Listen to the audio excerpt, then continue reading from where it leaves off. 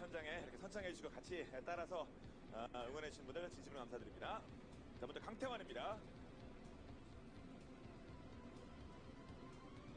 그리고 네, 박지수. 와, 현장에서 그 각 팀 구호에 맞춰서 파이팅을 외쳐주시는데 정말 예전 뭔가 프로리그 느낌 나네요. 네. 예전 프로리그 느낌은 저는 안 나요. 왜냐면 하이트 스파키즈는 저 선창을 하면은 한 두세 명이서 이제 선창에서 팬이 적어서? 네, 팬이 적어서. 근데 이제 강팀들 보면은 엄청 부러워했었거든요. 그렇죠. 네, 팬분들이 많은 게 엄청 좋은 겁니다. 네, 지금처럼. 그러니까 선수는 박태민, 강민 가고 팀은 하이스트 가요. 근데 본인이 가는 거 저희는 못 가요. 그렇죠. 근데 본인이 가니까 알아서 가니까. 네, 정말 2군 주장으로 또 6년 동안 활동했었는데 시즌 1 때 프로포즈 이벤트 시즌 1 때 이제 송명호 선수가 이제 프로포즈를 했었는데 네. 결혼을 성공했거든요. 네. 저보고 프로포즈 하라고 하는데 아니 아직 사귀지도 않는데 어떻게 프로포즈를 네. 합니까? 그렇죠. 프로포즈 뭐 시킬 수는 없잖아요. 그렇죠, 네. 그렇죠. 예. 선 프로포즈는 좀 그러니까. 네. 그렇죠. 예. 근데 강태환 선수의 경기력이 정말 기대가 되고, 그리고 이 태태전을 만났는데 이영호 선수가 엄청 많이 가르쳐줬을 거라는 네. 그런 생각이 들거든요. 그렇죠. 그래서 와. 생각은 센터 정찰하면서 배럭을 짓고 정찰하겠다라는 한 생각. 명을 지을 수도 있는 거고요. 네. 던져졌어. 이거는 박지수. 박지수가 지어놓으라고 이 명령을 내려놓은 내렸어요. 건데, 이거 박지수 선수 입장에서는 진짜 큰 실수죠. 그쵸, 하다 만 겁니다. 네. 비용이 들어요. 이러면 돈을 꽤나 많이 상대적으로 날리죠. 네. 가스타임이라던가. 그리고 배럭치다 취소해? 그럼 나 앞마당 멀티 할래. 아니 강태환 선수가 지금 뭔가 신뢰답지 않은 그런 배포를 보여주는데요. 아니 강태환 선수는 바로 취소시키자마자 백더블을 가져가고 네. 있는 이 판단. 우와. 나쁘지 않은데요? 뭐가 위협적이겠느냐. 와, 이게 배짱이 얼마나 야. 좋은 거냐면, 아니 어차피 두 번째 그 배럭 다시 지으려면 빠르게 본진 근처에 지을 거 아니에요. 그걸 알고 네. 바로 그냥 이게 생더블입니다. 판단이 너무 좋았고, 박지 선수 입장에서는 진짜 세상에서 제일 가장 빨리 들기. Alright, shit, we back. We back. Alright, can we do source quality at full size? Can we have that happen? Is that too much to ask? Usually it is. It's very interesting because the stream buffers a hell of a lot more in games than it does outside, which is interesting. But it definitely has to go to high quality. Oh, we're gonna buffer for days. Oh, we're gonna buffer for days. Also, guys, you can't be hating on TDT. Did you guys not see Sharp? Sharp versus Letta? Oh my god, man. Who is the purple guy? I can't even read the name. I guess it's Biol. So Biol and 4GG. I don't even know who Biol is. Alright, so what do we have going on? Because that was the anti-timing of all anti-timings.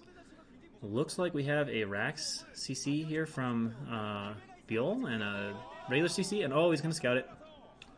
And a Vulture, that dies. So he knows what's coming. He knows what's coming. Only got 2 on gas here and a starport for 4GG. And the bunker is up for Biol, and then we should be getting a Pack 3. Okay, yeah, we got 1 Pack 3 going down.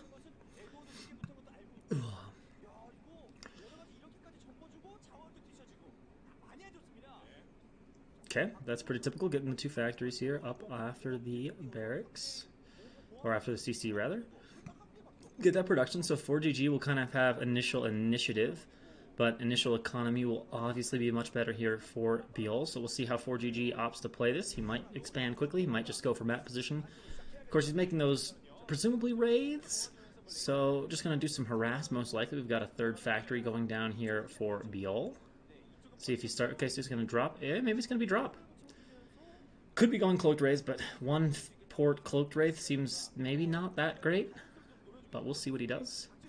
And in the meantime, just ecoing up, and we can see, of course, Biol already has the superior economy ahead a little bit in supply here. But 4GG has his base up and running. And of course, guys, it's 4GG. That's very interesting supply depot placements. I honestly don't know why he's doing that, because one of the common things, if you go for rack CC is like your opponent will bring siege tanks and like siege up and put some pressure on you. So those are like 2 depots. He's saying, okay, well, I'm going to lose these 2 depots.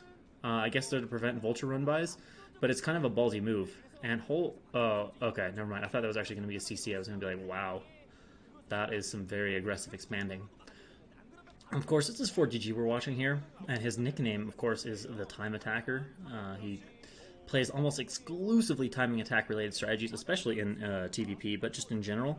So I think we're going to see some sort of aggression, mid-game aggression from 4GG. He doesn't do like early timing attacks, but he loves to do like 5 facts, 6 facts, those kind of things.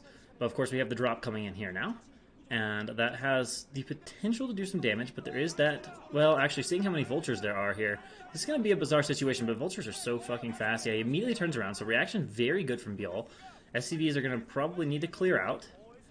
And they start to, but here come the counter. So this drop is basically going to do no damage. Has he even gotten a kill yet? I don't think he has, to be honest. Well, he's going to turn around. And, oh shit, he can be annoying, but he can't actually really get anything done. Bill just kind of hangs out with his vultures. Wraith and Cloak on the way. We got Goliath coming out here for Biol. I wish I could see what his name was. It's actually like just, well, maybe if I reposition my mouse cursor that'll go away. No, actually that won't. But it's like slightly black. I can't actually see. So he's going to try to drop the vultures again. He gets 1 SCV. We actually saw Mine do this to pretty good effect against Best in a game. He had 1 vulture that he kept dropping out of that. He ended up getting 5 or 6 kills over the course of a couple minutes. Oh, Goliath's coming out. Dropship goes down. Ouch, 4GG takes a pretty heavy loss, and of course we can see them tabbing towards Biol's team like hell yeah, and we can see that now the advantage is really growing here for Biol, because he did rack CC, and then 4GG went for harass, which means that he basically loses all attempt to be initially aggressive, have any map presence, all that kind of stuff is just lost. You just see that, because you're going for drop, you're investing in that, you're investing in a bunch of early vultures that you're dropping in your opponent's base, and well, the cloak is annoying, but the comp set's about to finish, so 4GG should peace out here right about now, and that is pretty good on that. I doubt he'll get too much done with these raids. There's already a few Goliaths out. There's scans. He's got 1 more scan. He might eventually need a turret or 2, but I'm not expecting to see any massive damage get done here. But, you know, supplies very nicely in favor of Biol, and he's going to have initial map position. He's already got a bunch of mines on the map. And it's just generally a good situation here, as long as he doesn't somehow bleed, you know, 10 SCVs here. A few kills here are going to be nice, though. They're going to start to slow Biol down at least a little bit, but raids just take forever. And there's a scan going to chase one of these raids out. And that's about it. 2 kills on that Wraith. I don't think, was there 1 kill on the other or 0? I don't actually remember. But look at this initial position that Biol is going to get here on the map. It's going to be fantastic. 4GG is going to at least start to get out of his natural there. He's walled that off a bit with the Academy. Just that threat of vultures. And 4GG just wants to get out into his natural, but that's still not much in the way. I mean, look where 4GG is forced to siege. It's TBT. Map position's a big deal. Like, you don't want to sit where 4GG is sitting. But he... Oh, that was amazing mine, though. Gonna need to repair that tank. And I do kind of like that tank positioning from 4GG. It's pretty impervious to any significant vulture harass, and I like this use of the dropship. Getting this faster third base, not a bad idea, and 4GG quickly dispatches of that barracks. Biol puts down a 5th fact before that barracks finishes, and Biol's economy, again, is exploding. So everything looks pretty good for Biol. 4GG getting this third base, particularly third gas, is going to be really nice for him if the game goes on long enough, and 4GG is going to inch forward here. He's obviously scanned because, well, the mines are dying. So he's going to clear out, get a little more position. Now, Biol is eating a few mines and desperately needs to get a few tanks over here so he can actually have some map position, some control here. Because relying on just that... Oh, this is ball... Oh, wow. Those raids were very low in health. That was a cute little move from 4GG, guys. So 4GG eliminates 2 of the Goliaths, and that's good for something here.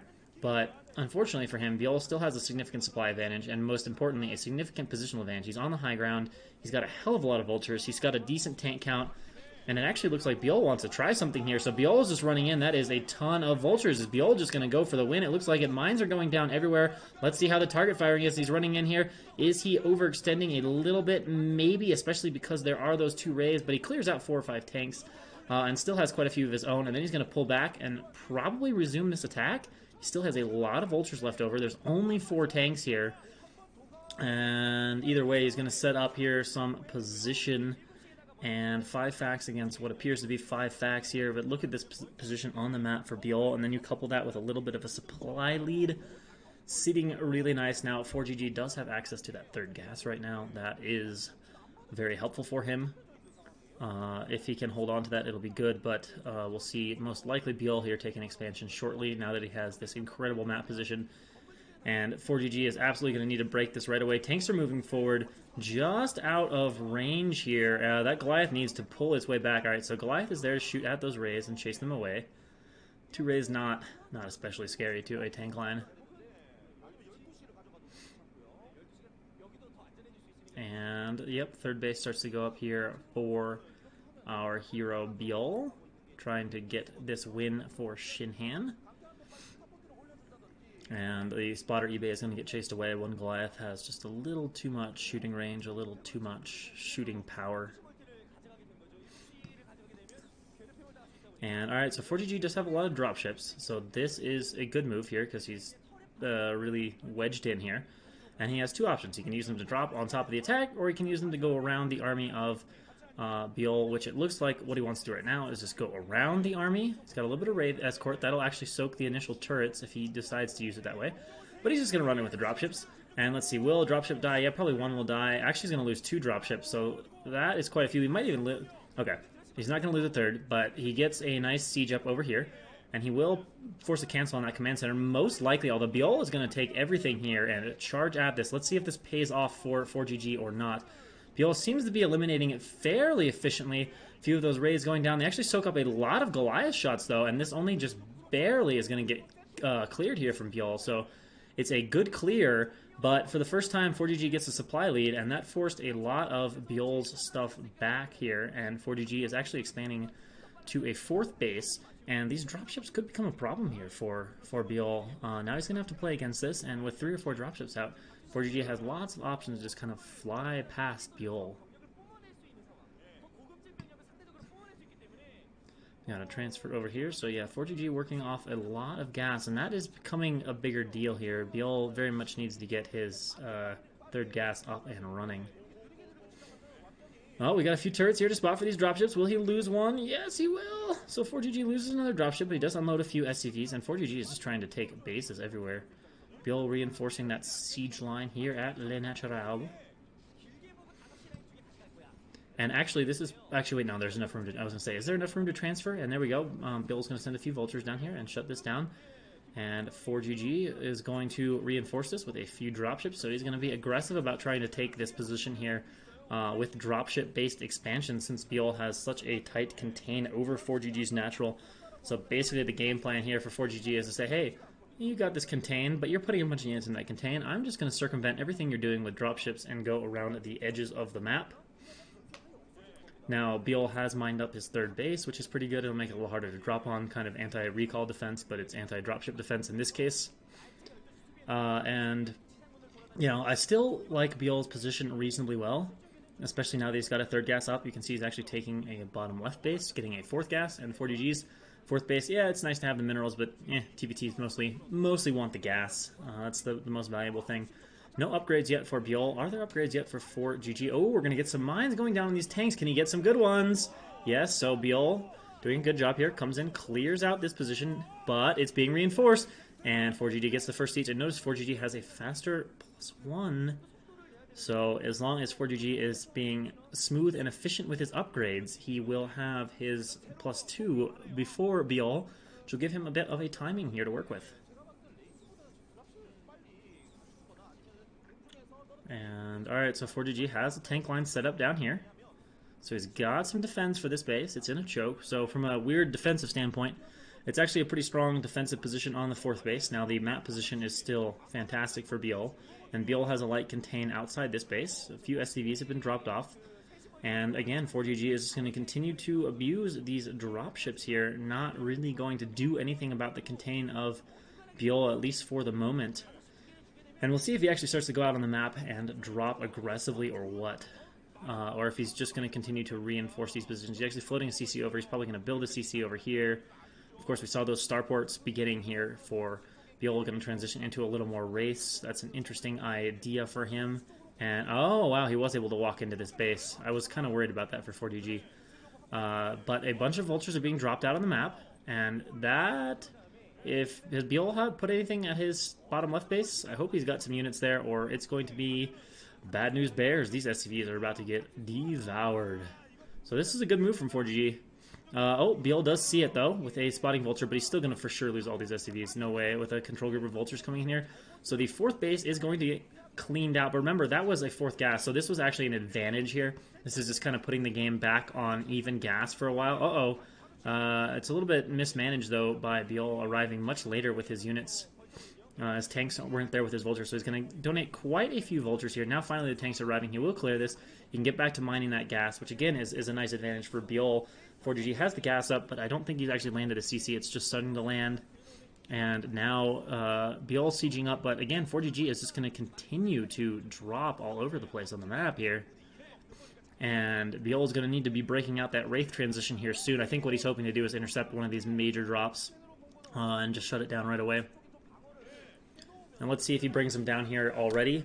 If he doesn't, he's going to have this base get pretty seriously shut down. Oh, this is going to be pretty tight on the timing. The Rays will get there in time, but not necessarily in time to kill off the entire drop, I don't think. It's going to be close. He's caught him cloaked. He scans. He sees it. Okay, so that's good. Actually, this looks like this will force an unload, though, in a pretty suboptimal position. So this is going to be good. He's going to have to drop the second that starts having... Does he have Goliath? He has a few. He needs to put down the scan. He's lost 3 of his dropships. The Goliath immediately goes down, so all the dropships are going to get assassinated, I would assume. And then he can just clear out these tanks, and this is pretty well defended. So the Wraith transition proving effective here for Biol. Does not lose control of the bottom position on the map, and so he continues to hold just some glorious map position. And now with a few Rays, he has a bit of an answer to 4GG's dropship-centric around-the-map style of play. Now, it still needs good scans, he still has to be aware of it, but with his forward tank lines and his positioning, he basically can see every place and option where 4GG can fly out on the map. Now, 4GG could pretty easily break that bottom right position. It's very tenuous, and a 3 or 4 dropship drop would definitely break up everything there before the Rays could pick it off. But again, the position here is just super strong for Biol. The only thing should be going, 4GG should be getting to close to that +2. It's even right now, but if he immediately upgraded, he should be getting pretty close to it. Actually, we can see both players upgrading pretty slowly, though, as it's 18-minute mark and not even a +2 in sight. You're often hitting 2-1 timing in a 13-minute range for TDP, certainly by 14 minutes. Oh, we're going to have another really good interception. He should get at least 1 here. Maybe he'll get the second one. All right, so he gets another one. Who knows what was in there, but quite possibly 3 or 4 tanks going down, and also the gas for the dropships. So just little things here all going right for Biol. And is he going to go for this? This is very aggressive, because this is a tight choke. Now, what are the upgrades? Okay, well, oh, this could be very scary. He gets first shots. 4GG has 2 attack, though. That is pretty significant, but the early siege up here for Biol is going to put 4GG under some serious pressure, but 4GG can reinforce with drops. Let's see if Biol puts the dropships, or the Rays rather, in position to deny the dropships. Tanks inching forward, trying to break this position. Left, the dropships have to get down there. Let's see if he puts the Rays in position to intercept those. That's kind of the only way I can see him really holding on to this. SCVs being pulled here en masse. Oh, he's got to back up from this, though. It's a decent pull. It's going to hold the position for now. Look at that 1 tank just being so strong. But now the dropships arriving, throwing a tank down on the high ground. 2 tanks on the high ground. Also +2 advantage. That's a hell of a big advantage right now. I think that might actually be enough to hold the base. And yeah, now we see the dropships, the Rays being put into position, trying to intercept off these dropships. He's going to get 1. He's going to commit to going for both. He will lose a Wraith or 2 in the process. Maybe 3? I think he had 5 and went down now to 2. And another dropship. I mean, 4GG has just got to stick to those dropships like mad. Both players sitting around max. Biol taking a 5th gas. Look, that is a oh, he's going to go for the break. Oh my god. Well, he's got... Oh, never mind. He's got the dropships. I was going to say, he cannot possibly think he can break this. Let's see how the drop goes. He's moving forward into these tank lines. Does he have the +2 timing? I would like to see a click on the tanks, but it looks like he's going to have enough to... Actually, no, he's not going to have enough. It's a pretty strong tank line here. 4GG is going to get a little position on the map, but, like, not a definitive victory here at all. In fact, he might... Well, the Rays need to be careful. But, wow, Biol is just charging in here. Okay, he's going to reposition his tanks. Having a little bit of trouble here. A moving in some shit. Not necessarily the best controlled attack from Biol, but 4GG, let's be honest, did he really gain a lot of position with that attack? No, definitely not. Okay, so 2 attack is done here for Biol. And I mean, that wasn't a disaster for 4GG, especially because of how many units Biol bled in at the end. What was that? 4 or 5 tanks, threw away a few Rays. But he didn't really gain any space. He didn't do anything to break up the high ground. Like, yeah, he can put stuff a little bit further out of his natural, but that was not a big victory in terms of position here for 4GG. He needs more than that. And now he's going to load up another very large drop, in all honesty. But we'll see where he goes with this. Does he want to continue to break this? It looks like he does. And are these dropships all full? Because if so, that's a lot of dropping power, and this will go down pretty easily. He actually still has all those SCVs alive in this position here, so he's going to clear this pretty easily. Scans going down. Here come Rays, but there's only 2... Wait, there's 4 Rays. Okay, that's a little better. Going to force some dropping, but I don't know if 4GG is going to be able to break this. I think this was an overextension here from 4GG, maybe thinking he has to do something, but he's going to suffer a major loss here. Rays are going to pick off everything that remains from these dropships, unless there's some Goliaths. Okay, there are some Goliaths back here. He's going to get them. How committed will the chase be? I don't know. But, yeah, you're not going to break the high ground against Siege. And these Rays proving to be a very good choice here for Biol. And 4GG, again, this time you can see that the supply for 4GG dropped a ton relative to Biol, so that engagement went absolutely terribly. He lost 20 supply and gained no position, essentially. I mean, yeah, I guess he can mine from that top base again, but it's a mineral only. It's, like, not that big of a deal. It's about those gas. Both players are mining a hell of a lot of gas. But, oh, okay, 4GG does notice that command center. Will not accidentally burn down on him. Oh, snap. Comes in here with the... Oh, but that was some questionable micro. Wow, he's really going to pay for this, though. So he loses, what, 4 Rays? 5 Rays? Gets 2 or 3 dropships. I mean, in terms of cost, it's still pretty even. Holy shit. Okay. He's going for it. Vulture's coming in to tank the first initial shots. Tanks move forward. Just running in here. Going to siege everything up. That is so many tanks. Yeah, this is for sure going to fall. This is a few too many tanks in here. So 1 gas going down. Now, how is 4GG going to respond? Is he going to bring dropships down here? Does he have enough to bring dropships down here? Or is he just going to try to break the position? Whoa. Look at the top of the map. Okay, he's got a few dropships. He's trying to come through here, but I don't think this is safe. There's not a ton of tanks down here, but 4GG's kind of getting clustered up. Although, now he's out on the high ground, and a drop here is going to at least hold the high ground. His low ground is still going to be blocked off. But Biol is finding some places to go. He really or 4GG is finding some places to go. He really wants to get down here. And he is going to be able to slide his army by, but it's certainly costing him a few tanks to do so. And, of course, some Vultures and some other Goliaths. And wants to sandwich this army now. He's down here. And he very well might be able to sandwich it with the high ground units and the low ground units, which will break this up pretty easily. He's going to come down here maybe to the bottom, shut down Biol's attempt at 6.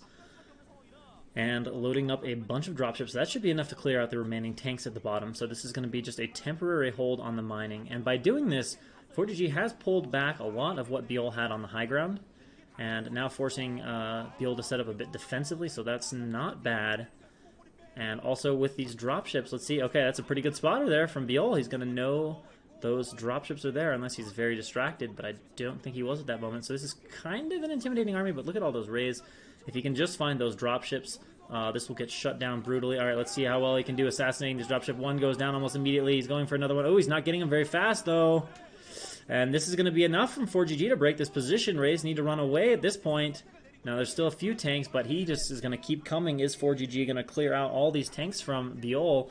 And Biol is going to need to get some units down here in a hurry. Uh-oh, a Wraith going rogue, not being controlled. Biol now scrambling to get back in position here. Does he have any high ground tanks? Oh, that's rough. He does not actually have any high ground tanks. So now it is 4GG's turn to take down a base of Biol here. There's this 1 Wraith, but I don't think it's going to do much. And Biol is trying to gather his stuff and come in from the back. Remember, he doesn't have any high ground tanks, and he doesn't have dropships. Another fleet of dropships here from 4GG, going to break up the what remains at the natural 4th base of 4GG. I think that's what he wants to do with this. There's 1 Wraith here. I can attack these dropships, but oh my god, this is really scary. Okay, now this is better. He can at least start to force these to drop, and he's got to. So this is actually a pretty good win here for Biol. 4GG's attack was looking really scary, but just like that, he loses almost everything. And Biol, again, looks okay. This is a little bit sloppy from Biol, losing a little bit of control of these tanks, but he can just let these Rays come in here and do some work. and he'll clear this out and get access to his 4th base again. And again, another 5 or 6 dropships, and God knows what the contents of them were eliminated for 4GG. There go those tanks. So Biol regains position here. However, if you look at this, I mean, 4GG's cleared the bottom right. He's got his base back. And honestly, he's forced Biol to run all around the map. And 4GG, Biol's lost some of his excellent map position now. This has turned out okay for 4GG. I mean, it hasn't been a dominant victory. He's still on the back foot, for sure. But he's in a better position now, without a doubt, than he was 5 minutes ago or 10 minutes ago. So some Vultures trying to run here. I don't know what they think they're doing. He's got to hold this, though. I mean, if Biol comes back in here and sets up another good position, it's going to be back to Biol having this great map position. But Biol is only just barely holding on to the top kind of high ground, and most of his force now is focused here on trying to more or less shut down 4GG's bottom right. Now it looks like Biol maybe, well, he was adding that command center in bottom right. I don't know if he started to add any production yet, if he's going to leave any tanks on the high ground, anything like that. Is he going to go for the break, though, or does he just want to reinforce position down here? I think he's going to go for this. Wow, okay, this is pretty aggressive. Those mines, okay, they don't go off. Tanks are going to move in here very aggressively, but it looks like this is going pretty well for 4GG. Biol is trying to no-siege this. Is this the right call? I guess it is. I didn't see that happening, but it worked pretty damn well. So again, going to force another huge SCV pull here from 4GG. The SCVs at the bottom bases continually getting shut down, but that allows enough time for a small tank reinforcement here. And yeah, not bad. Not bad. 4GG holds on. But that is a hell of a lot of raids again. So continuing to use those raids to try to shut down the dropships. And the one thing that's notable is, yeah, 4GG's had to pull these huge numbers of SCVs over and over and over. But in TVT, you usually have enough bases and enough eco that losing SCVs is not that big of a deal. It's the gases that are more important. Alright, he's going to fly in here. This is another one of these really ballsy go-for-it moves. How many of these dropships can he get? A few of them, but not all of them. But it didn't look like he lost all that many raids in the process. I mean, he probably lost 6, but to kill 5 dropships, yeah, I'll trade a wraith per dropship. I'd probably even trade 2 wraiths per dropship, and consider it a decent deal. So the dive's working out for holy shit. That's gonna be scary. 4GG is gonna nicely use the dropships though here, and Biol is gonna be left scrambling to defend his top base. But 4GG is about to shove tanks, or Biol is gonna shove tanks right down 4GG's throat here. 100% this base is gonna get shut down. Obviously. I don't even know if the command center is going to live if he doesn't like immediately lift it. That's a lot of tank shots. But a lot of bases here being cleared by 4GG here at top right and top and top left. All right, but we're going to have some tanks coming back here, and that will help clear out these vultures and regain control of that top base. Now, are there any tanks up there at the 12 o'clock base? 4GG, yeah, 4GG's got some tanks on the high ground now. Oh, but another good dropship assassination by Biol, and no, there are no tanks, but he doesn't want to fight those Rays straight up, and now 4GG taking this tank force and going to get intercepted here by Rays. There needs to be a Goliath. That's enough Rays to take care of tanks fairly quickly. Not amazingly quickly, but fairly quickly. No armor upgrade here. I bet there's like an attack or 2 on the Rays. It feels like they're killing the tanks very fast. I know there's a lot of them. Yeah, there's 2 attack. That's why the tanks are dying so fast with 0 armor. Like, I was like, wow, those Rays. Oh, but look at this. 4GG is going to sneak some vultures in here. Unfortunately, he's not getting the gas side of this base. But interestingly, Biol still is not left any defense here, which is kind of interesting. Alright, so is Biol just going to go into the top base now? Yep, 4GG is going to lose his top base. Is 4GG running out of units? He's running a lot of vultures in here. He doesn't have a lot rallied in the natural. He's got this small army out here, but Biol appears to have enough to stop that. And 4GG might be hitting that tipping point where he's run out of units now as some of his bases start to mine out. We can see everything's mined out except for, yeah, I think 4GG is about out of money. Whereas Biol is still able to mine comfortably from like 4 or 5 bases, it looks like. At least 3 or 4 that are mining. So this might be last gasp here as 4GG tries to run in and attack this position. He's sending in a bunch of Goliaths. I think he's going to break it, but Biol is going to reinforce here with tanks from the bottom. And I have a feeling that 4GG's attack is going to stall out here to the reinforcements. And that's going to be about it for 4GG unless he can work some kind of God knows what sort of miracle. And even then, I don't know if it would be enough given how much Biol is mining. Tanks sieging up in the natural. You can see how far 4GG is pushing this with no siege. And now the Rays coming in. There's only 2 Goliaths left. Scan goes down. Remember, these Goliaths have great upgrades, so they're going to pick this off. And I think GG's got to be imminent at this point. Look how little there is at 4GG's reinforcement pool. Look at his minerals. Look at his supply. A huge reinforcement of Rays coming out right now from Biol, all these tanks are going to fall, and I think we got to be seeing GG here shortly. There it is. GG is called. And Biol taking down 4GG, setting Shinhan up with a 2-1 advantage.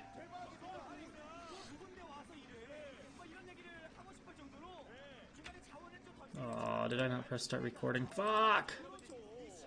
I'm gonna have to do some serious VOD stitching. Fuck me. Oh, that's really annoying. That's really annoying. Like, super really annoying. You guys don't even know, man. Alright.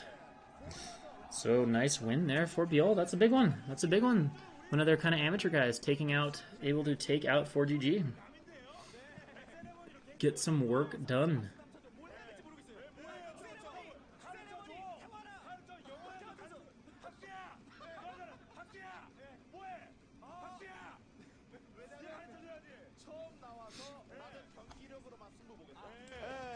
정말 잘 보여줬어요. 네, 기가 막혔습니다. 그러니까 중간에 실수가 여러 가지 있기는 했지만 큰 그림을 볼 때 가장 중요한 흐름. 상대방의 드랍십을 끊고 내가 지상을 잡아놓게 되면 이긴다.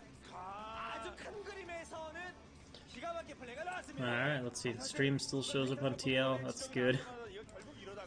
Not a bad first game. I wouldn't say it was game of the year or anything, but it was a nicely played game by Biol. He had good initial defense combined with a fast expansion, so that worked great for him. And then, of course, he pretty easily shut down those drops, that harassment. And then the decision to switch into Wraiths to counter the way that 4GG was playing the game, trying to go around the army and around the position that Biol had was nice.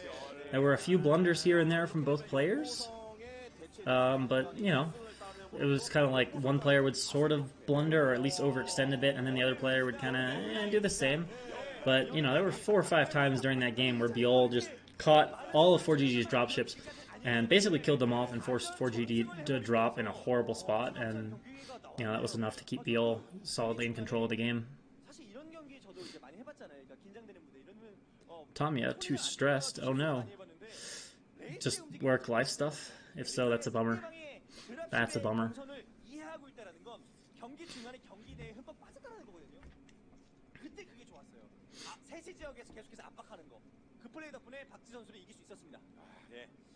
No, yeah.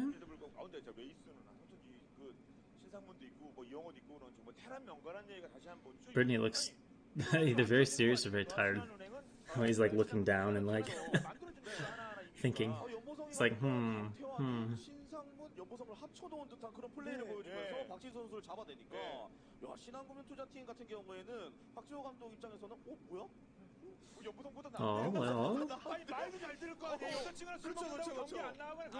So that is a solid initial position here for Shinhan. That's what, I mean, 4GG is not like an amazing player, so it's not like that snipe over 4GG was like, you know, it's not like Biol came out and beat Flash, even though, I mean, that wouldn't make sense because they're on the same team, but you get what I'm saying, right? No, you're right, they don't overlap too bad in terms of organs, I guess I have to sometimes say, because people watch these VODs on YouTube or wherever, and they don't actually know what was said in the chat, so, but yeah, I don't think, because like if you think about where the liver's positioned, is kind of up.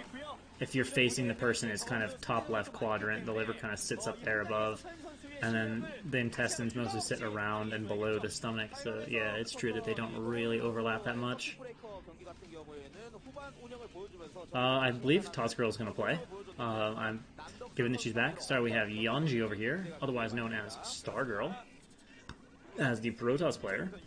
And of course, as the Zerg player, we have Hana, who has been very solid. I mean, obviously, one thing I have to give Shinhan credit, or ENG Conects credit for, is they have been coaching her very well.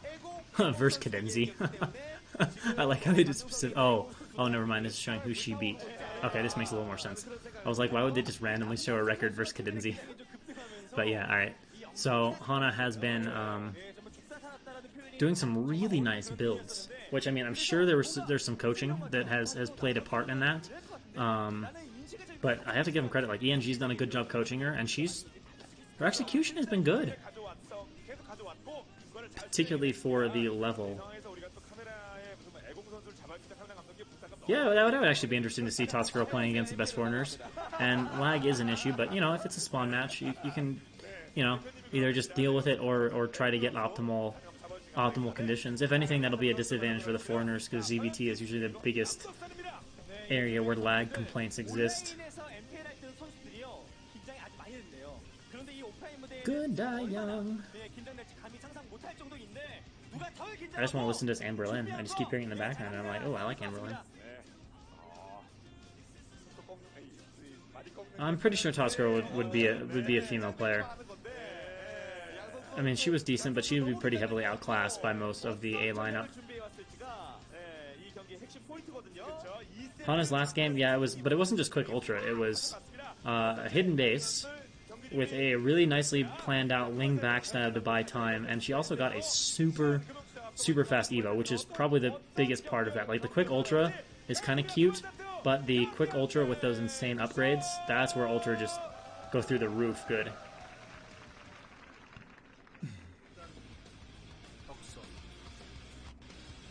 Shinhan investment. Youngji. Round 2. Alright, here we go. Doksun versus Yeonji. Hana versus Sarah, aka Stargirl. Does anybody definitively know if she called Sierra or Sarah or something else? I've been going with Sarah. I'm going to stick with Sarah. But if anyone knows like the correct pronunciation. Alright, so top right-hand corner, as the Brown Protest, we have Sarah, aka Stargirl. In the top left-hand corner of the map, as the Purple Zerg, I'm going to temporarily call her the build master of the female players. We have ENG's Conects Hana. Well, let's see if she's prepared something clever here, or if she's just going to play straight up. I mean, we've seen some good games out of Stargirl, but based on the builds and the matchup and some... Oh, there's Cadenzi. Hi, Cadenzi. She is excitedly watching from the studio to see how this goes. But yeah, I am quite excited for this. But I feel like Hana's going to be favored here. So we're going to have a Forge. That is in a very gate expand, or a Forge. 5:30 a.m. We're going to have a Pylon. But it's in the most traditional gate expand wall position. So there's a good chance we're going to see Gate Expo here from Sarah. Which of course, in the hands of lesser players, can result in occasional mistakes. Now let's see, yeah, she's going to put a gateway down. That's pretty much what I figured. That pylon position is really nice for gate expand. It allows like a wall that can be blocked with one hex. You do have to kill the pylon later on to get out with Dragoons, but for gate expand purposes, it's good. Curious what's happening with which guy. Can you get ban on a Afrika if you say the word savior? I don't think so. That would be pretty obscene. I mean, I think he's... I can't remember if he's even allowed to stream. I think the answer at one point was no, but I'm not positive. Alright, so we got spawning pool here from Hana. So, overpool. So that means not going to be able to do too much. Will Sarah with the first Zealot. Those links should be out here in plenty of time to chase that back, as long as Sarah gets a good read on it, or as long as Hana gets a good read on this and is able to pop a full set of Zerglings here. We'll see where her first scouting drone goes. Forge is down pretty quick. Oh, that was pretty sloppy. So the hatch should go down pretty easily. Oh, this is ballsy. Yeah, I was going to say, she doesn't really have the capacity to deny the hatch. And taking all that damage on the probe means that this Gate Expo is not going to do a whole lot. Yeah, she's just going to immediately sit back with the Zealot. So she's going to play it safe. Not going to take any risks, which is fine. So there won't be any danger of accidentally dying to like early lings. At least not off the initial gate expand. I mean, yeah, obviously if Hana makes 12 lings or 18 lings with speed, you know, she could die to that. But she's not going to die, like, get her Zealot surrounded and then just die to 6 lings running into the base or something like that. But 6 lings are made. Oh, this is going to be dangerous on the interception. Probe is oh, good reaction. Okay. I thought there was a good chance the probe was going to die, but Sarah's on top of this and will not lose the probe. Now, can she get inside the base, and to what extent does Hana want to deny this probe? The cannon will be up in plenty of time, so this is going to proceed almost like a normal ZVP. We've got an extra set of lings. Nope. So Hana does not want to do any denying unless those extra 2 lings are going to come sit on the ramp, which it looks like they are. So let's see how the reaction here is from Sarah. Is she expect? Okay, good. Sarah being sharp with the probe, no mistakes at all. Oh, but this is more lings from Hana. Oh, never mind. There's a drone. We got 10 lings out though. We got 10 lings out. I'm just preparing for if Sarah were to walk across the map with, 3 zealots or so. If you got 10 lings, if something gets out of position, it's pretty easy to surround it and pick it off. 3 zealots, well controlled, can take on 10 lings, but it's a comfortable number to face, like a little 3 zealot pressure. Gas mining starting up here for Hana. Should have a 3rd hatchery going down soon. Where at? Looks like it's going to be 9? No? No 3rd hatchery yet. That's a lot of minerals from Hana. Is this a mistake? This seems like too many minerals. This seems like way too many minerals. Layer starts. Why are there so many minerals, though? I don't have an answer for you guys. I guess it's 2 hatches, but I'm very confused. Like, she's banking a boatload of minerals and not making a hatch. Is she going to hatch 3rd hatch in base? Is she going to make a 3rd hatch? Why are there 400 minerals? I'm curious, because so far... Okay, yeah, she's going to put down a 3rd hatch in base. Later than I would have thought she wanted to. So we'll see where she's going with this. She's been really clever with her builds. There's been logic, there's been reasoning to everything she's done. Although this might just... Well, no, this is not 3-hatch Hydra. Is this going to be like a 3-hatch Lurk contain? That would be kind of cool. Cooler on like a map like Sniper Ridge, but... Alright, so we got the probe transfer over here. The Nexus, a little early though. And here come 4 zealots. This is a ballsy move, but this is pretty sloppy from Hana. Hana not looking quite as sharp today, but it's a little different situation, a little more pressure in the booth. Stargirl might be a little more comfortable with this. I mean, her name, the Sarah, Stargirl, comes from the fact that she was a booth girl, so she might just be more used to this kind of high-pressure environment. Even though she hasn't played in the booth, there might be some advantage, depending on your psyche and who you are, to having been down there. Just because so far Hana doesn't look as good, but we'll see. That might start to change. Okay, she's going for the ramp. This is not a good engagement. Look how many of those lings are not fighting. We are going to drill with the drones, but there's going to be plenty of zealots alive, and not even really able to drill on top of the zealots here.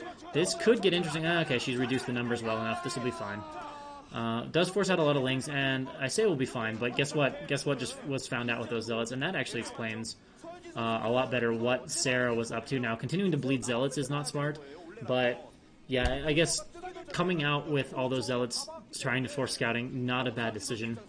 That cannon needs to get canceled, though. I don't know why she's building a cannon in the mineral lines. Is she really worried about slow drop? Yeah, I guess slow drop is a possibility, but... so yeah, I guess I keep forgetting this is not actually Hydra Bust. There is a layer down. So that cannon in the mineral, not the worst thing. Safe, for sure, but not the worst idea. I don't think there's actually anything in that overlord. Is there? First Corsair's out. Gonna start shooting that. No, that's not a Corsair. That's a probe. I thought it was a Corsair. This is just a scouting overlord, though. It's gonna quickly get shut down. If there was a slow drop plan, that's not gonna be an issue. So we could have, what, 3-hatch Hydra drop. We could have some sort of lurker play. There's a few options here. We still don't actually know what this is going to be from Hana. Mineral's going very high for Hana. Again, she's just off. I mean, you can see it really obviously here. I don't even know if she has an overlord in production right now. She damn well better. She's already at 700 minerals. So her execution here is just completely thrown off. Now she's badly supply blocked. She's at least made 1 or 2 overlords. But I'm sure this is frustrating for her because this is not the execution she wanted. I think she's making lurkers based on what I'm seeing here. Just a few Hydra. No sign of overlord speed. You can see, look at that nervous look on Rain's face. He's like, oh shit, this is not how this was supposed to look. I mean, she's got 800 minerals already. Okay, she finally got 2 overlords. Yeah, she was not anticipating that Corsair coming out and killing that overlord at all. This harassment's pretty annoying. She needs to come back and defend it with the Hydra, but might lose yet another overlord. Now, this is 1 Corsair right now. Are we going to see any more Corsairs? Going to send just 1 Hydra back? Okay, we got a 2nd Corsair. I might be tempted. Okay, now that she's got a few more Hydra, I would not stay. And this is one thing I have to give credit to. The pros are so good about. Oh, that was a bit of a mistake. Come on. Come on, Stargirl. Is the pros are so good. Even when they have like 7 Corsairs, so often they won't stay to try to snipe overlords against even 3 or 4 Hydra. They just don't want to take the damage on the Corsairs. It's like more important to keep them alive. Whereas most players I see, even at pretty solid levels, even at 2K or whatever, and certainly below that, are much more willing to dive on overlords and take some damage. So that's something, if you guys haven't thought about and play PvZ, watch the pros on that and take note of how they... Good pros, Rain, those kind of guys, how they pay attention to their Corsairs. Well, here comes the Hydra Bust. If you can even call it that at this point. Now, has she added a few cannons? We got a few lurkers in there, so that's scary. If the Hydra can snipe... Oh, there's... Oh, wow, this is a big mistake by Sarah. This should really go to Stargirl. She better damn well have a Robo, or she's just dead. Those lurkers are burrowed, so the front gate is down. That cannon in the back there has to finish, but enough units can stream in here that this is going to be a huge issue. She can definitely get lurkers to the ramp, to the right side of the Nexus. That one cannon is there. So it looks like, even though Hana was falling apart, it looks like she may have done enough to be able to go for this one. Oh, diving on this cannon. Well, it's just Ling, so they're kind of expendable. The Zelds are running here. She needs to snipe down that left cannon there. Looks like the lurkers will do that. So the Hydra moving here. She can get at the front of the Nexus as well. She just wants to snipe on the entire cannon, so the natural falls.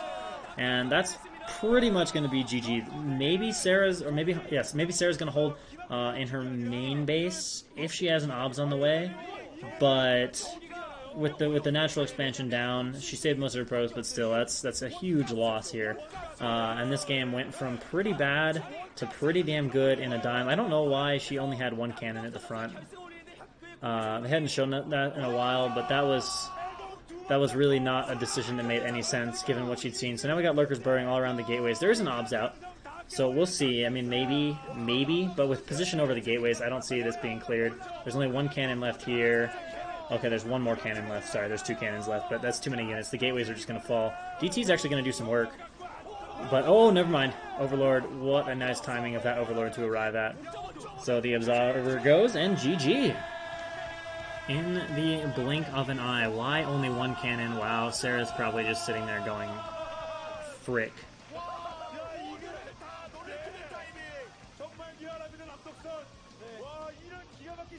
I feel like calling them normal players isn't accurate. They're the pro gamers. Oh, man. She's just sitting there like... Yeah, I don't know what you were doing either. I'm sorry, I don't know how else to say it. You scouted that. I mean, when you see a Zerg on 3 hatches, building a bunch of Hydra... I mean, even with her Corsairs, she scouted 6 or 7 Hydras, she scouted a lair. The fact that there wasn't speed on the Overlords meant it probably wasn't a drop play. I wonder if that was Sarah's nerves, because, like, I mean, Hana did not look good that game. I mean, she really looked like she was falling apart. I mean, she was missing most of her timing. Where's Protoss equals Noble? Yeah, Noble's the legit worst Protoss for sure. All right, let's see if Tyson can pull out a good game here. I mean, Tyson was an A-teamer, pro gamer, so, like, you know, at least I thought of him as an A-teamer. He had a low 40% win rate. He was a mediocre A-teamer, a weak A-teamer, but he was an A-teamer. So, yeah, let's see. Let's see what Tyson can do here. Polaris Rhapsody, our map for the day. We got that double gas over at the top right and bottom left, but it mines out twice as fast. So you get a super short period of double gas access. They're both 2,500 geysers rather than 5k geysers. And then, of course, lots of narrow passageways on this map. So there's a lot of different routes on the map, but they're all sort of narrow and defendable. That's kind of the defining feature of Polaris Rhapsody. And of course this map is notably famous for a Flash vs. Zero game in which literally over 100 turrets were built. Some serious defensive mech play. Okay, we got the pylon down there. Will we see Gate Expo? Will we see Gate Expo? Although meta heavily has been overpull because Zergs just got tired of playing Gate Expo, so they said, okay, well, we're just going to start overpulling because fuck Gate Expo, you know? Alright, so here we go. Action. Is he going to make a... No? Ooh, wow. What? No overpull. That's a very interesting choice because you know Protoss is going to scout. That... Not 12 hatch on a 2-player map is a very interesting choice. And to be honest, I don't even understand why. Like, for sure your hatch is going to get blocked unless Tyson just... Oh, 12 pool? Okay. I will readily admit I have no idea of the logic behind 12 pool in ZVP. You almost never see anybody do it that I can think of. It's almost always either 9 pool speed, overpool, or 12 hatch, so I don't know what the idea is behind 12 pool. And, okay, Tyson's just going to play Expo-y. And the fact they didn't build the Forge is cool, so Tyson's going to get a sick economy here with his 12 necks. And presumably he knows his build and is not going to do anything really dumb. And just die to 6 lings. I'm gonna have that much faith in Tyson. 아, 네네. 워낙 뛰어난 선수도 아니기 때문에 포기를 하는 것 같습니다. Yeah, and Tyson has done well in this league. Razor Zook, also hello. But yeah, Tyson has done well in this league. He's got what, 2 wins, I think? It's not been bad for him. Unlike BJ Destruction, and I forget what league before, he had like 0 wins. Like, he did not contribute to his team at all in BJ Destruction, but he's had several wins. He's gonna earn his check this time for Shinhan if they go on to take this. A little bit of drone harass, and we got a gateway on top of that forge. As expected, fueling's out. Needs to start a cannon here pretty soon. Okay, there we go. That will definitely finish in time. 2 lings out, so 1 cannon. So great economy actions. Just now going to be seeing this. I'll be thinking, okay, I see what's up.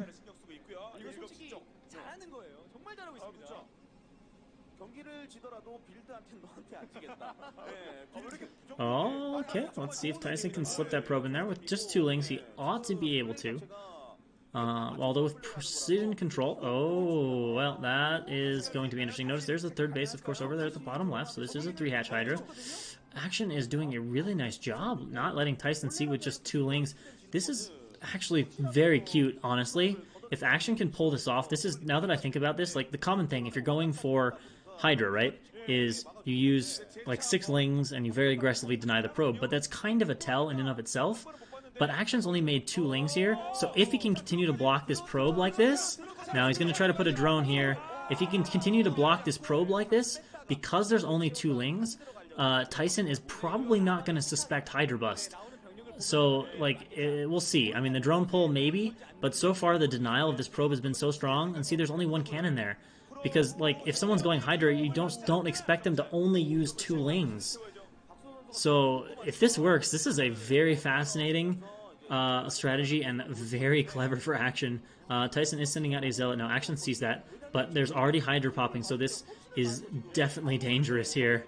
And I would say right now there's probably an 85% chance Tyson loses this game, and if he doesn't see it in the next, I don't know, 30 seconds, there's like a 100% chance he loses this game. An idle drone for Action just because he's microing these lings so hard. Alright, well, the Hydras are coming out. He's going to try to show them as late as possible. I think he's probably going to attack, like move the Hydras the second the probe gets in there and actually sees the Hydra. But wow, look at this link control by Action. It's very, very good. And I love this risk. And what makes this kind of cute, though, and he actually killed the probe, so what makes this extra cute, too, is I think the way he did this with the probe, and only making 2 lings, well, Tyson is adding a 2nd cannon, so that's good, but that's just because he hasn't scouted much, is that if the probe gets in there, like if you mess up the micro, well, Tyson is still sensing it, so he's actually going to probably survive here. But what makes this kind of cute is that if the probe gets in and sees the Hydra Den, then you just fake Hydra Bust, and Protoss has it with cannons, and you're still in a pretty decent position. But we'll see what Action does here. He's got most of his upgrades done. Needs to move that Hydra back. Doesn't look like he has range yet. This Zealot's going to be dealt with. Oh wow, look at that body block from the Hydra. So this Zealot is going to be dealt with beautifully, and we're going to have a few more Hydra on the way, and then we'll see if Action commits to bust or if he goes fake bust. Let's see, he ideally doesn't want to see what's popping out of those eggs. That'll keep Tyson a little more in the dark about whether it's fake or real bust, but of course there's a Corsair on the map. So Tyson will be able to get some intel on that here pretty soon. That Zealot's going to fall down, nice and quick. Yeah, that was some really crazy link micro from Action. Okay, so he's putting down a 4th hatch, so this is definitely just going to be a fake bust now from Action. But God, that's really cute. I honestly felt like that was a very, very, very clever play from Action, even though Tyson ended up being suspicious. I'm not sure if that was blind cannons from Tyson or if he just got suspicious because there wasn't a hatch placed there or something. I don't know what actually made Tyson build those cannons, but great star sense and props to Tyson for doing it. But that was really clever. I mean, obviously relies on great ling micro, but I think the reason why you could try that in the ladder, if you guys wanted to try that as sort of a sneaky build, is you can always just switch and do fake bust. If the scout gets in, he's going to see the Hydra Den, he's going to build cannons, he has to. Get him to build 5 cannons and then make 5 Hydra and switch into drones and fake bust. Really cool build. I already give this game like, I don't know, 4 stars because of that. Even if it ends in a flop. If it ends in a great game, all the better. Oh, Action! You missed the chance to get free DPS.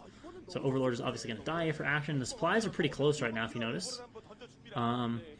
Action's made a boatload of drones. 50 food here, and he's only got, what, 5 Hydra out on the map, as far as we can see. So Action has a huge economy. And, I mean, Tyson only just now kicking in with gateways, but yeah, look at that. We got full saturation at the main, at the natural, at the third, and some saturation at the fourth. Tyson's going to see this and probably think, oh, shit.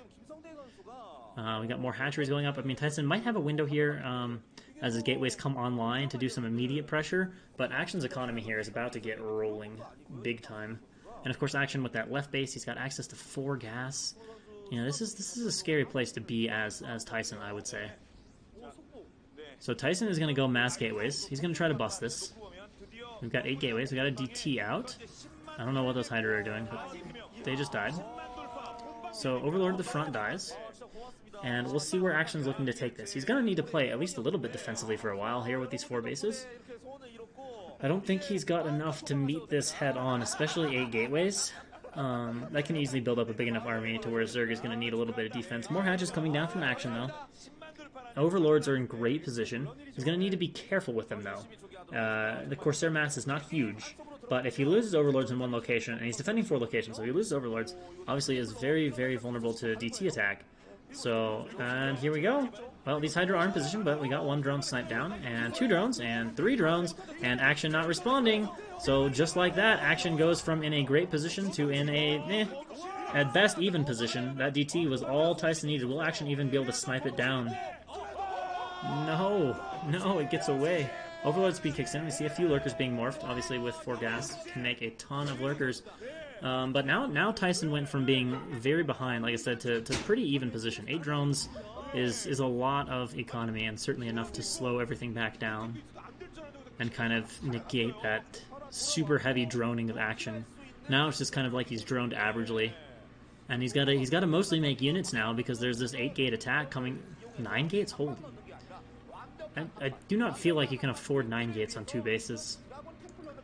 Maybe if you're just going to spam Pier's lot, but I don't know. So just continuing to poke and prod with those Corsairs. Action's still pretty good up on the supply. Oh my god, if this DT comes in and gets more kills. Oh my god. Come on, Action, bro! It's another 3, that's 11 kills on that DT? 11 kills, 11 drones, that's... There's no way to put it. That's a lot of drones. That's a lot of drones. Action, what are you...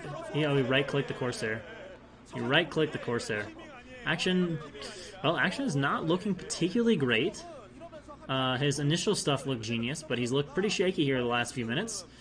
But he still has a lot of units out, and it's not like Tyson has an insane supply. Remember, Action got away with lots of drones, a pretty strong build, all that kind of stuff. So, yeah... Yeah, it's not bad. It's not bad. Tyson is feeling okay. Momentum is certainly in Tyson's favor right now. And Action, it looks like Action wants to pressure this. Okay, he's going to come over here. Well, Tyson's going to lose his Corsairs. But of course, Tyson is not a top-tier Protoss, so that's not super uncommon. It takes a very good Protoss to keep those Corsairs alive. Pick off that lane, and here comes the 8-gate pressure from Tyson with expansion behind this. We're going to have a bit of a counter here, though. Now, the counter being just Hydra will be easily defended, but if the lurkers come and get involved in this, well, actually, it looks like we might meet head-on here. There needs to be an obs with this. Okay, there is an obs here. Hopefully there are more obs rallied down. And now that Tyson sees Action bringing all his army to deal with this, Tyson feels comfortable to pull his zealots away from where he wants to expand, and we're going to have some serious pressure here from Tyson. Now, the supplies are only about 20 different, which means that Action might be able to hold. You know, these attacks are really scary when there's a 50 or 60 supply difference, but at 30, it might. Although the initial storms are very good. These drones need to get out of here. Storm's very good. This is going very, very well right now for Tyson. He's running in the Zealots maybe a little early, but there's only a few Lurkers left, and Lurkers by themselves do not fight well. The only thing I don't see is Zealot reinforcements. Oh, he's going to storm both of his obs. No, he's going to lose his obs, though. Okay, well, maybe not. There's the reinforcement. This is going extremely well right now for Tyson. Action has not handled this initial bust well at all. He's only got A group of Hydras back here, so many Dragoons. These reinforcements coming. Maybe if he picks off all the Templar, but this is already doing tremendous damage. Those 11 drone kills proving to be very pivotal. Imagine if Action wouldn't have had to spend units on them and would have had that extra eco. Huge Storm goes off, and Zealots into the natural, blocking off all reinforcements, and GG is immediately called. Tyson finds a way, and look at the hype on his face. He knows. He's like, I'm actually kind of happy for the guy. He's so excited to have won this game. That grin was like almost sheepish, like holy shit! I actually did it. So Tyson has been money for his team. He's making up for his MPL disaster here. So props.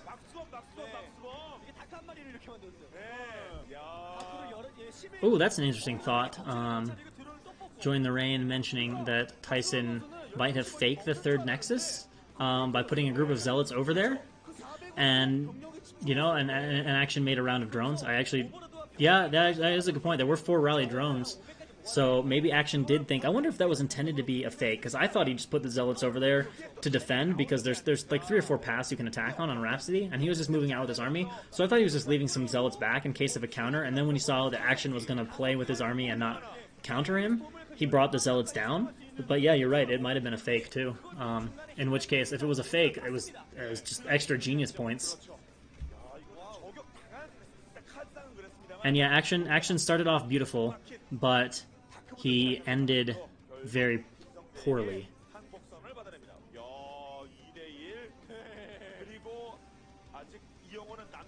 Still, guys, Action had some genius mind games, genius build there, even if he didn't win.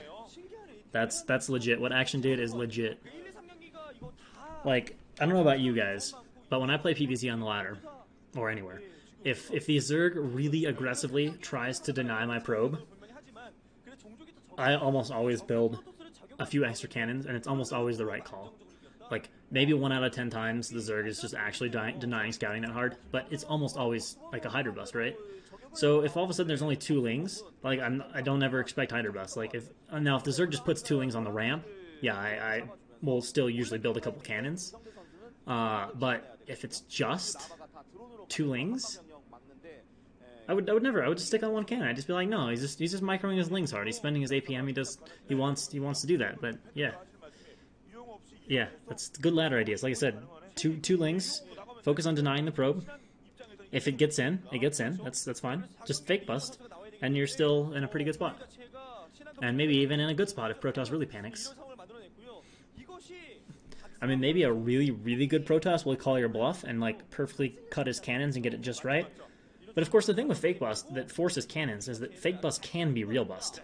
You know, if your opponent scouts it and goes, well, I scouted it, so he knows it's Hydra, he's just going to fake bust me, and he only builds like 2 cannons, well, you can just 4S, 4SH, 5SH, 6SH, and bust his 2 cannons. Like, he has to build at least 4, probably 5 is kind of the magic number that most pros seem to go for. And yeah, well, yeah, you're right. He did see a few of the drones, but actually, yeah, if he got in there right near the end, because you got to remember, you do drone for 3-hatch Hydra, you do drone up decently on 3 bases, not full saturation, but you drone them up decently. And you know, so up until right about the point where Hydra production starts, the number of drones is going to look normal. But yeah, I can't remember if Tyson's probe dipped in there and was able to dip in far enough to at least see the drone count, but you're right. If Tyson did see that the drones were a bit low, at a point when he was expecting more drones to be spawning, that might have tipped him off. But I remember, like, Action made that first Hydra, right? And he kind of had that Hydra sitting in the natural, and Tyson never brought his probe in, and that was like the first Hydra to be made. So up until that first Hydra was out, you know, it had been nothing but drones from Action as you'd expect. And I don't think Tyson ever moved into the natural when that Hydra was out. So I'm not 100% sure that Tyson actually had his probe in there far enough to see and think about the fact that the drone count was low.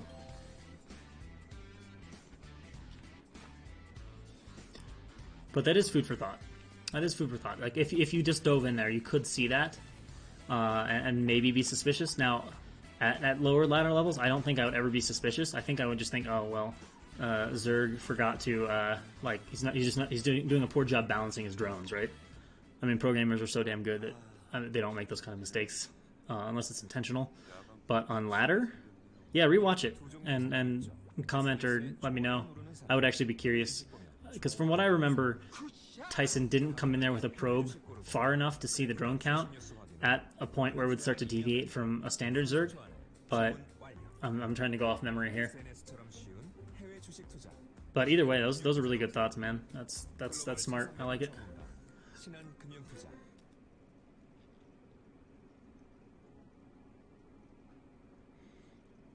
Also, yeah, Foxhand, that's an interesting thought. Just blind cannons and then maybe cancel them. You could do that. It's gonna hurt you a little bit, but you know, in most cases, it's better safe than sorry. Particularly if you're not playing at like pro gamer level, like a pro gamer that sacrifices like 150 minerals and cancel and time. That's worth something at that level. But for most people, you know, if 4 out of 5 times it is a bust, and 1 out of 5 times you have a loss of 150 minerals and some timing, I think it's worth it. Minute 22 to go. Let's check our stream status here. Make sure it's still displaying. Usually once it's on, it stays displayed. Oh, yes. My ratio of my viewers to Brittany's viewers is now within... Brittany has less than 1,000 times the number of viewers I do. Maybe 980 times the number of viewers I do. We've brought that ratio under. Good work, boys. Good work. Unfortunately, I don't have the power and outreach of Testosis and Blizzard stream, where they can pull 5k, 10k, maybe even 20k for a finals. Still, Brittany would outpull them by a factor of 5 to 10, depending on the match.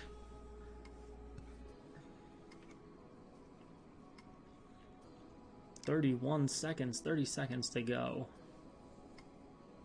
And we will see what our next matchup is going to be. Oh yeah, the next first was nice. Yeah, that was pretty good eco advantage. That makes a noticeable difference when you start getting those extra probes out there faster.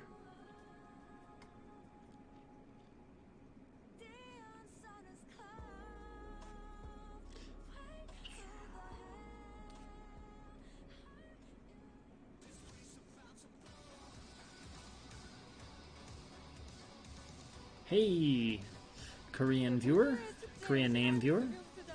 I said I wish I could pronounce your name, but unfortunately I don't know too much Korean, so I can't. But I will say hello.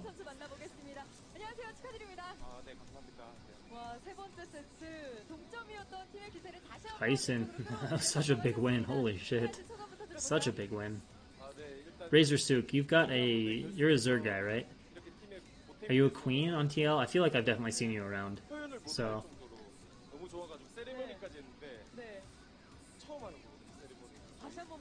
I don't think the 12 pool did anything. I wish I knew why Action opted for 12 pool. Perhaps just to have those lings out a little bit faster.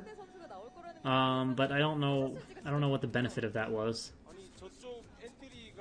And the other thing I wonder about too is, had Tyson's probe just stayed in the main, like Action wouldn't have been able to kill it. So I wonder if part of the reason Action was even able to do that was because Tyson's probe, for whatever reason, left the main. Maybe that was the idea behind the 12 pool, is that Tyson's going to want to go to the natural and defend, and then the lings pop, and then you can try to keep him off the ramp. I'm reaching here, but, you know.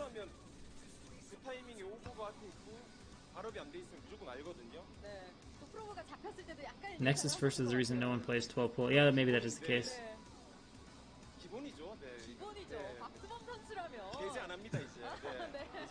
And that was one thing that was good for Tyson the whole way along, is Tyson did get to play next first versus 12 pool, that's a pretty decent economic disparity. I mean, next first is stronger than 12 hatch, and then you throw a 12 pool in there, and you know, that was nice. But I mean, Action did drone hard. He'd almost caught up. Like that DT, 100% that DT was the reason Tyson won that game when he did definitively. There were some other things that went wrong, but for Action to lose 11 drones to a DT after droning that hard, I mean, that was obviously a control group of Hydra or Lurks or various other things that he was just outright missing. And then the fact that he lost all that economy meant that his hatches, I mean, just everything got delayed. He would have had probably 2 or 3 more control groups at that time. And imagine those Lurkers supported by 2 or 3 extra control groups of units. Tyson probably doesn't break that. If he does, it's damn close. So I mean, you can't lose 11 drones to a DT. And then especially you can't get fooled and think your opponent's expanding and try to add more drones right when he's coming at you with 8 gateway pressure. 다시 한번 박수범 승리 축하드리고요. 이제 네 번째 세트로 넘어가도록 하겠습니다. 과연 누구일지 2대 1로 신한 두 명수가 앞서고 있고. Alright, who is going to be playing in set numero 4? They're getting hyped. Think it's time for some player. Oh, MPL. Wow, Flash, yeah, Flash just had 2 losses here in MPL. It's only has a 66% win rate. Overall, 74%. Apparently, he's playing a Terran since they're showing versus T win rate. So we're gonna have a TVT, Piano, or Flash versus Piano. No, Piano's not. I don't know who it's gonna be.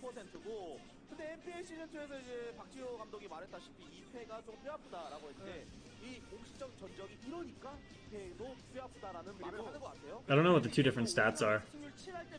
One's probably his Cespedes, but I don't actually know. That can't be Cespedes. Flash had like a 70-71% career Kespa win rate. Not 74. Yeah, he lost to Harangue's 2 base carrier, and he lost to something else. I forget who else beat him. He looks very angry.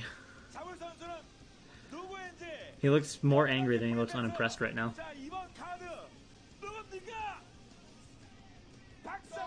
Ah, okay, it's TVT, so that's Mind.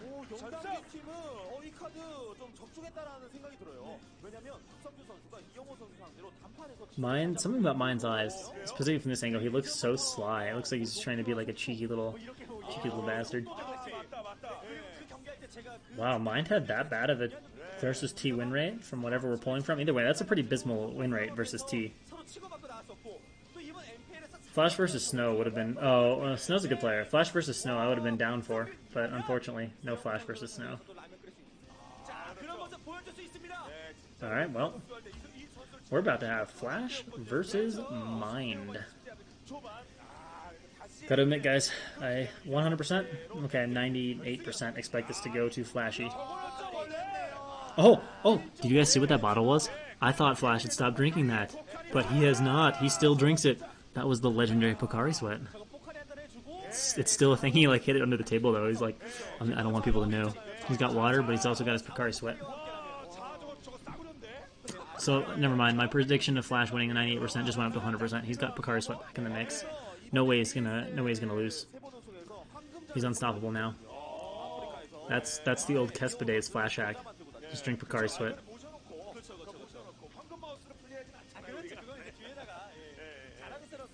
And a little bit of water. Got to get the right mixture. Oh, he's loosening the water so he can drink during the game. Take the left hand off, drink. I don't know. Pocari Sweat is real. Pocari Sweat is life.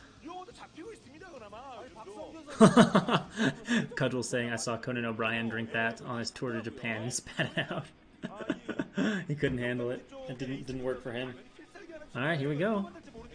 Flash versus Mind. Just the fact they would name it Pocari Sweat. I wonder what Pocari actually means. Because it's kind of like, naming a drink Sweat is kind of weird. It just... I mean, maybe Pocari means something that makes sweat not seem terrible, but just having sweat in the name of anything you drink is... I don't know, guys, it's not doing it for me. Let's be honest. It's just not doing it. You know, I don't need to drink sweat. Flash really likes to kind of swish this in his mouth. We're going to just commentate and analyze the shit out of his drinking style. Really make sure he gets inside like both of his cheeks. Yeah, I certainly would think salty when I think of sweat. There's a little bit of that.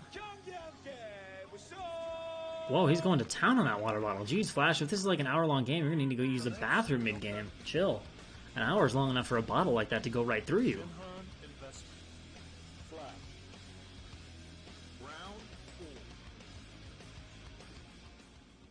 Alright. Well, Tyson just had a big win for Shinhan. Mind is looking for a massive win here for ENG Conects. Here we go. Spawning in the, we'll call it the bottom left, top right-hand corner of our, I don't even recognize this map off the top of my head. What? Let's see if it dawns on me. Either way, in the bottom left-hand corner, as the white Terran, is going to be Mind. And in the... Oh, that box is not the commentator. In the top right-hand corner, maybe? They're really analyzing Mind's Command Center. Or maybe they're just talking about him. Oh, yeah, they usually show a lot.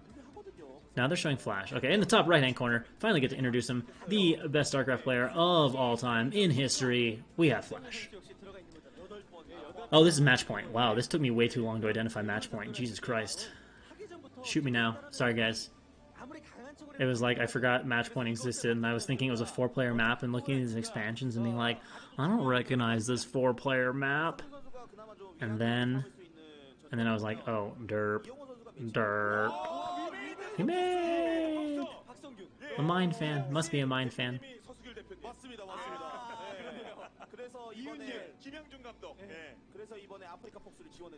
Razor Sook saying that Pocari Sweat is a really mild citrus flavor, like lemon, lime, but mild. Mostly watery, but slightly sweet. Interesting. I wouldn't think that would be the kind of thing you'd spit out, but who knows? Who knows? Pocari does not have a meaning? Oh, no way. Why would you name a drink Sweat? That just a word and sweat? No. No. Ugh. Shudder. Oh, look at this, Mind, you cheeky little dick waffle, you. Actually, no, that's not that cheeky. It's just a forward barracks for faster scouting. So nothing crazy there for Mind. Slightly off position though, so it might be intended to kind of freak Flash out a little bit because he's going to scout and see nothing, and the barracks is not like Flash barracks is kind of in a more logical position for just faster scouting. But Mind's barracks is actually off the beaten path, and Flash probably won't see it. I don't think it's intended to be a crazy rush, given where the supplies are. Like, it's not 8 racks, gas is up in normal time. Going to be pretty normal so far for Mind. But, you know, I think just trying to mind game Flash a little bit. Give him a little extra stress. Depot goes up for Flash.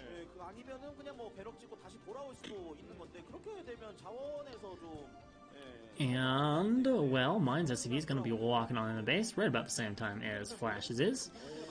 And Mind sees the factory going down for Flash. And, oh, okay, Mind's is going to proxy a bunch of buildings over here. So now it's getting a little bit weirder. It's getting a little bit weirder.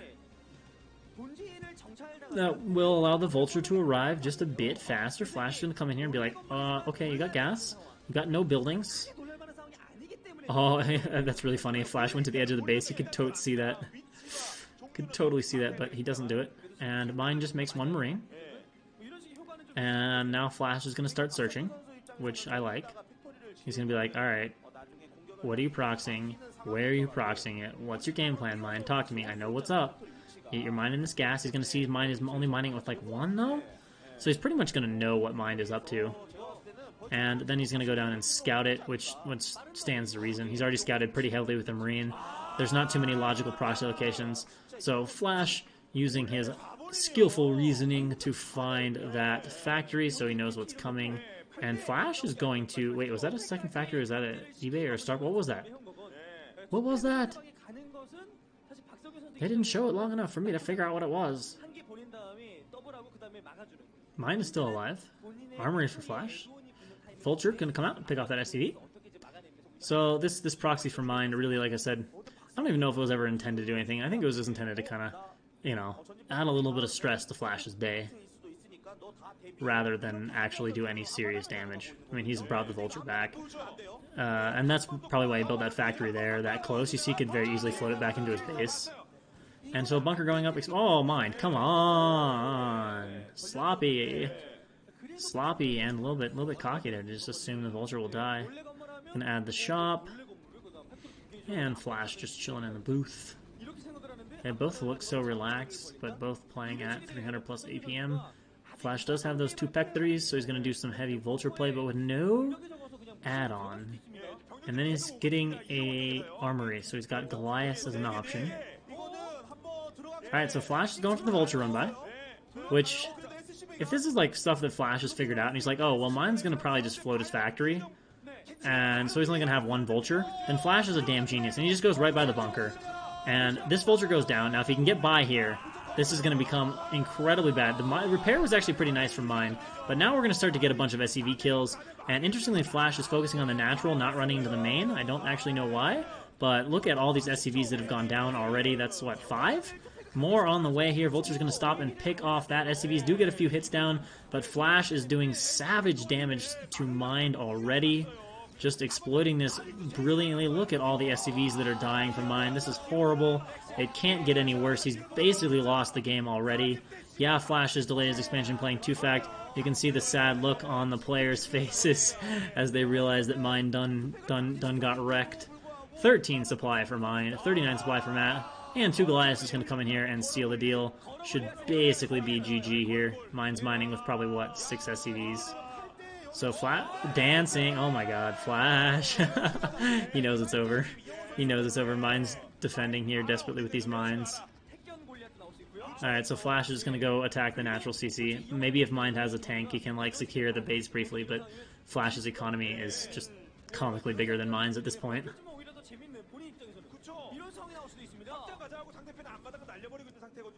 So Mind decided to be a little cheeky. Flash basically made him pay. Like I said, I think, you know, I would love to know in Flash's head if that was the intent here. And the worst part is Mind can't save this, because if this lifts off, it dies so fast. But yeah, like, I don't even know why Mind's still in this game. He's, like, forever trapped. And he's lost his CC now, on top of it. But yeah, if Flash just was like, you know what, you can't leave that factory there. If I make vultures, there we go. GG. So that's kind of what I'm thinking, is Flash is like, well, you can't leave that factory there if I go 2-facts. And if you lift it off, you're only going to have 1 vulture. So I'm going to do a run by. And, I mean, you see why Flash is the best player. He thinks through situations and has answers. Flash making it look trivial. And, you know, Mind's a strong player. Razor Zook, let's take that to the next level. Flash wins 2-fact. No shops, no ups, period. Just not even just no tanks, not even a shop, not even an upgrade in sight. No speed, no mines, no siege, no tanks, nothing. Fly buildings out. I think everyone would collectively roll their eyes at that.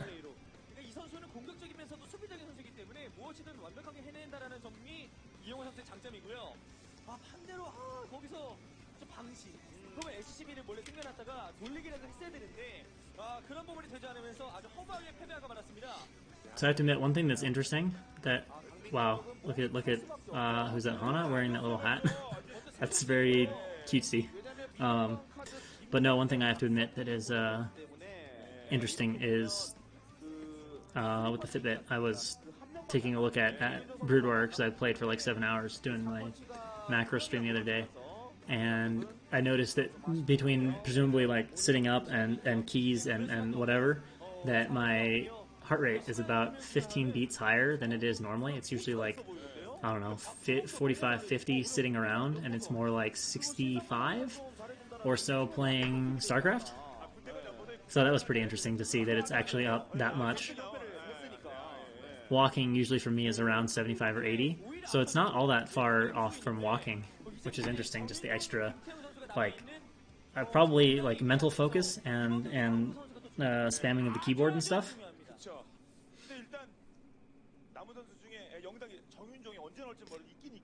No, Flash was never impressed.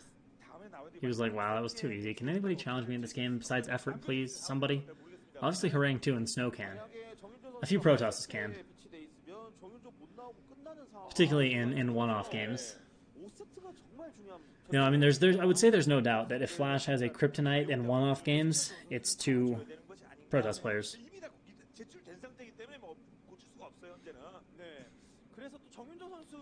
Shine maybe up next. See what Shine can produce for his team, because Shinhan now has a solid lead here.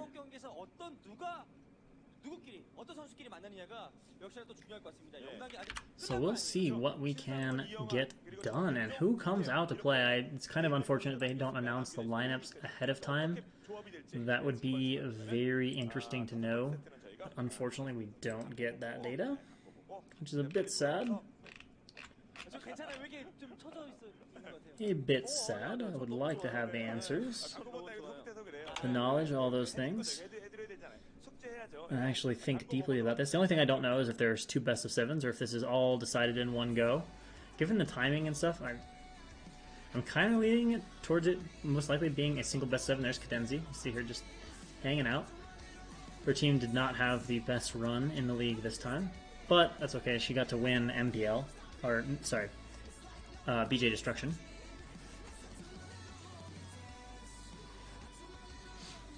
Ugh. No, I'm saying my heart rate when doing nothing is usually around 45. It's usually like 35 to 40 when I'm sleeping. It's around 45 when I do nothing, like when I just sit on the couch but I'm awake. It's like usually, I don't know, like I said, 75, maybe 80 when I walk around, if it's like flat and I'm not walking fast. So it's just interesting to see that when I play Starcraft, it's like up about 15 or so from where it is when I just sit around. I'll have to keep tracking that. If I play like a super intense match, it'll be interesting to see how much it shoots up. Like I'm sure if it got intense, I'm sure it would shoot up like over 100. I know there have been a few times where you have those matches where like you really want to win and like an attack starts to go well, and you have this holy shit I might do it feeling, and that's for me where my heart just like jumps. I can just like you just feel it take off. But that's more like nervous energy, anxiety, which can obviously do. Yeah, I mean I've ridden bikes for a while, so. With that fitness, it's going to be lower in me. I got a friend though, who's not particularly healthy. He's not like horribly unhealthy, but I would say he's like his weight is normal. But he's probably closer to unhealthy than he is to healthy. But it's also just kind of his natural thing. His resting heart rate sitting around is 100, 90 to 100 every time we've measured it. Which is to me that's crazy high. That's like walking briskly up a moderate hill or something. So to imagine that at rest is like, oh my gosh, I'd be freaked out. So Shinhan has a 3-1 advantage, and of course Flash is coming out for ace match, presumably. So that's a big tall order here. Now, yeah, I'm trying to think if they have anyone that might be able to pull off a nice snipe versus Flash. But either way, before we can even get to that point, ENG needs 2 more wins.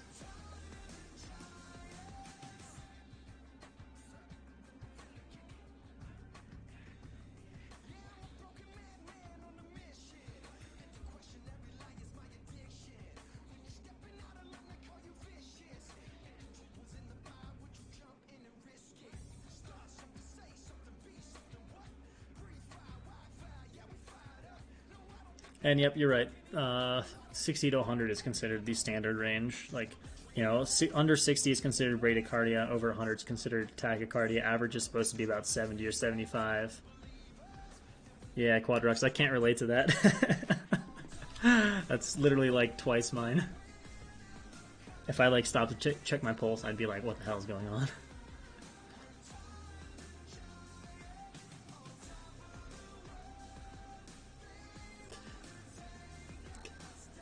It's always interesting to see, though. And heart rate can really vary at different intensities for people, too. Like, overall, I'm more of a diesel. Like, my max heart rate's about 180, 185. And so, like, honestly, 150, 160 for me is going at a pretty good clip. And then anything above about 160, 165 is like, pegged. Like, oh my god, this hurts. I'm on the limit. I can't go much harder. And then I can kick it up into the above 175 or something, like with a sprint or something at the end of a race, or whatever. But if it's above like 165, that's going hard. And even like 145, 150, that's like a strong pace. Whereas other people I know, that are more like hummingbird hearts, they'll be at like 200, 210, and they can like cruise along at 190 for a while. But then it's interesting because like at like an easy intensity, like where I feel like I'm just kind of chilling, like I'm maybe not exercising, I almost don't even notice I'm exercising. My heart rate for that's like 115, 120, and I've seen other people with like 200 heart rate, max heart rate,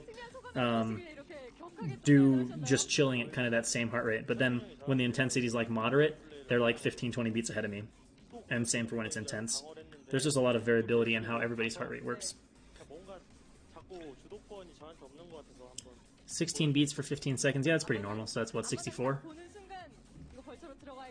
That'd be pretty normal. Like I said, I think the average is like 70 or 75.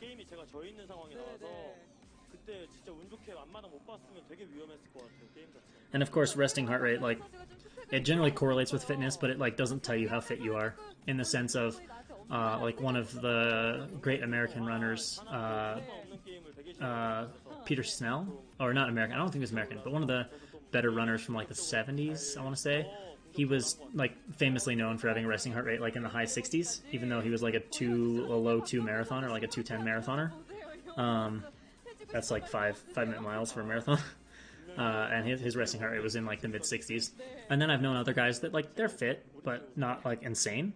Like maybe they run 16-17 minute 5K, which is like it's damn good, but it's not like elite tier. And they have resting heart rates that are like 30. So, but it definitely correlates with fitness. Like in other words, if you get fit, your resting heart rate will drop.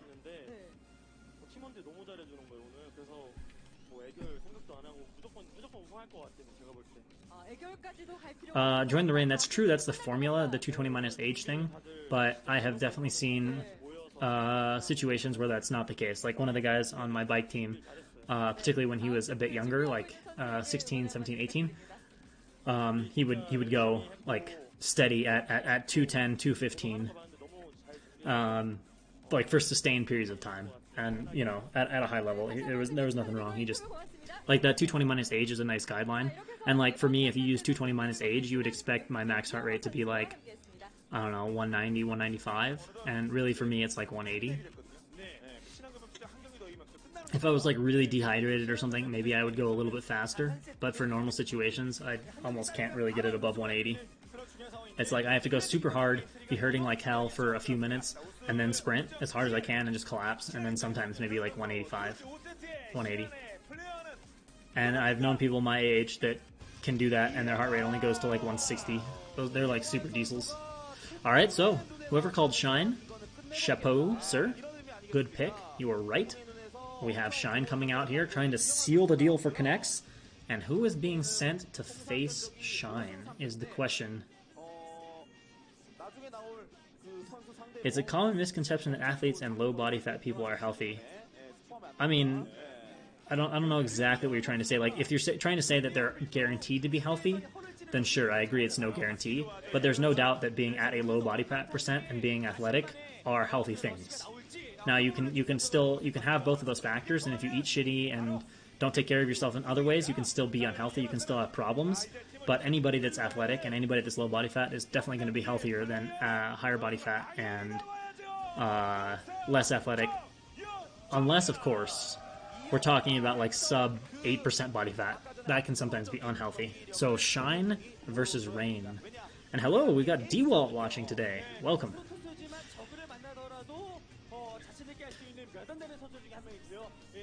Rain versus Shine. Buildmaster tries to take out Best Protoss, who has looked very good. I mean, let's face it, Rain did smash and bop around Larva twice on match point. One game with a, what was it? It was either 50 or 70 kill DT. Now, that wasn't drones, that was like all Lings. Larva kept sending Lings to deny his top base, but the DT kept just picking them off. So it got up to like 70 kills or something. Outrageous. And then the second game, Rain just kind of like rolled over Larva. The first game actually looked like Larva was about to win. It looked like he was about to trap Rain's army, and then Larva just like overextended, and that DT had been too much, and Larva just kind of woof and died. But oh, if you're talking about like professional athletes that are taking like drugs and shit, then yeah, that's a totally different story. And also, I would, that's the last I'll say in this, and we'll talk about the game, but I would say that athletics at a super high level, endurance or not, like, it's healthier to be a professional athlete than it is to be sedentary, but it's much healthier to exercise, like, a modest amount, 3 to 5 hours a week of, like, aerobic exercise, than it is to do 20 hours a week of aerobic exercise. Like, you'll get fitter doing 20 hours a week, for sure, but there's some evidence that does say it's a little bit less healthy. Anyway, let's talk Rudor now, because we're going into our final game, maybe final game. Shinhan Investment. Shot. Round 5. Someone asking if there's a Korean stream. There absolutely is, because that's where this is coming from. It's Brittany's stream. If you want to watch the Korean stream, go to Team Liquid and click on Brittany at the top. And you can find that there. So, in the bottom left-hand corner, as the orange Zerg trying to close it out here in this best of 7 for Shinhan, we have the Observer God himself, Shine. And in the top left, as the purple Protoss, the best Protoss in the world right now, we have Rain. So, we'll see. We'll see what Rain... It's 57 kills. There we go, 57 kill DT. 50s, 70s, either way. That's a lot of kills. That's more kills than Tempest's famous Dragoon from back in the day. Alright, so what will Shine open up with here? Again, Shine can do amazing things with builds. Rain will have to be on his toes. Lots of options coming out here. It's one of the things that helps keep Shine reasonably relevant. I mean, Shine is not a bad player. He's just not a top-tier Zerg. It's amazing how good he is for being primarily an OBS and doing other things nowadays. But yeah, he can do some damage, and the main thing that keeps him effective is the fact that he's got so many builds he can execute, and execute well, particularly in the aggressive space. You know, Shine's like kind of a slightly fancier Quanro is basically how I think of him. Like, Quanro did a couple all-ins really, really well. Shine feels like he can do every all-in pretty well. I mean, most likely, Rain's going to win this game because he's looking fantastic, especially in PvZ lately. Now, Rain's PvT, PvP, honestly, look like they're lagging. I mean, Rain is kind of starting to look BSUS, dare I say it? Maybe not quite, but kind of in PvZ. But not so much in the other two matchups. I mean, he's obviously still good at them. Like, he's clearly one of the better Protosses in each, but not the dominant force that he's been looking lately in PvZ. Oh, Rain's going to be obnoxious to Shine's drone. Shine got a first hit here, so this will be fine. But Rain might just go pylon block that, or just put a probe there since Shine's going to turn around and come with a fresh drone. And we're going to see the Forge up for Rain. Not able to go Nexus first, so the blocking, I'm sure Rain will just throw... Actually, no, with Lings on the way, he may or may not throw a pylon. Rain trying to get some free hits off on the drone, and then finally gives up the Ghost. Doesn't want to take too much damage on the probe right before Lings pop. Keep that scout alive nicely. And a cannon goes up here for Rain. And the drone going out to scout. There's already an Overlord there. Actually, no, the drone's not going out to scout since there's already an Overlord there. Drone is probably just going to go make the third base, and it looks like we have a pair of Lings as well. And yeah, Shine's just going to take the closest third. Is he going to? Or is he just on the way to... Yeah, he's going to take the closest third, it looks like. Okay. So, aggressive from Shine. That would not be a surprise. Shine playing Hive Turtle would be a genuine surprise. And Rain just has that probe there nicely to block off this two Lings, buying that last couple seconds for the cannon if Shine were to be a ballsy dude and try to run past. And Pylon and Gas, very normal PvZ play here from Rain. I think Shine's the one we're really watching to see what he's going to do. I think we can probably guess what Rain's going to do. Most likely it's going to be Stargate Citadel, the Korean standard. Probably none of the foreigner skip Stargate common play in foreign PvZ, where Protosses generally are not strong enough with their Corsairs to make them consistently worthwhile. Although for anti-muta, of course, they're still incredibly valuable. I think the one foreign Protoss that I can think of that really is uses Corsairs frequently and in a more standard format is DeWalt, and he can definitely do a pretty damn good job with them. But outside of that, I'm not really thinking at anyone. Draw, when he used to play, was not bad at that either. But sadly, there's no draw anymore in the foreign scene. It would have been nice to have another standard Protoss as well. But at least we have DeWalt holding down the fort for standard Protoss play, and then you have Bonth, of course, for godly micro and stuff like that. Oh!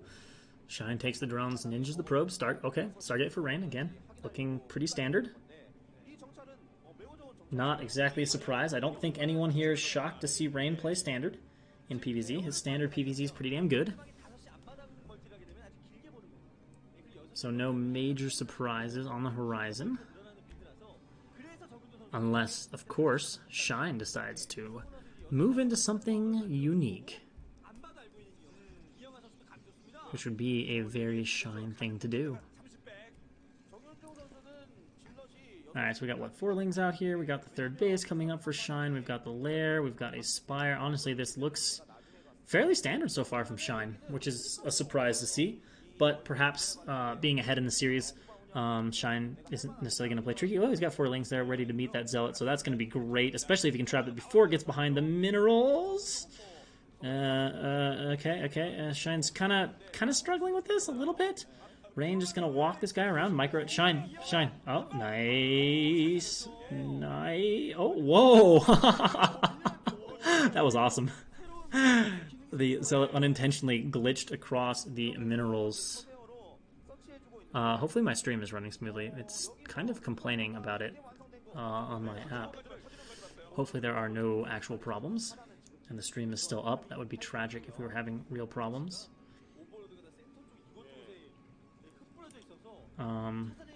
Yeah, if anyone is there in chat and wants to comment 100% just to make sure that the stream is running and we're not having any weird issues, that would be great. Okay, I see chat, so it's like, it's not gonna let me load it though. Oh yeah, Dragon's another very standard Protoss. Alright, so an Overlord here is gonna die to these Corsair. We got Scourge coming though. Alright, so Rain is gonna kill the Overlord in time. Shine is hunting though with those Corsairs. And will Rain be ready? I mean, it's Rain, so honestly, yeah, probably. But Shine is looking for a little snipe there on some of these Corsairs. Now let's see if he's going to get it. Is Rain going to be anticipating it? No! Oh, yes! There we go. There you go. If that was Best, if that was Jaehoon, if that was Snow, if that was anybody... Oh! Well, he still gets 1, though. Is he going to get 2, though? Probably not. Oh shit. Okay. That was dicey. DT runs in here. There's only 1 Hydra though. Can Rain duplicate this feat? This is a big deal. If we have another 4 or 5 drones go down, we saw what happened against Action, but this time only 2. I mean, that's still some damage, but it's not game change. Holy shit! That cannon looked like it shot crazy far. Siege tank cannon on the loose. Wow, I like can't actually open up my own stream. Alright, now there's 4 Hydra here. Gonna easily deny that DT. Rain's Corsair count not high enough yet to come in here and assassinate Overlords down. And Shine just starting to spam out those Hydra. I don't think this drone needs to be part of the attack, but you know what? Ooh, this is a bit tight. Well, Rain does have a Templar out.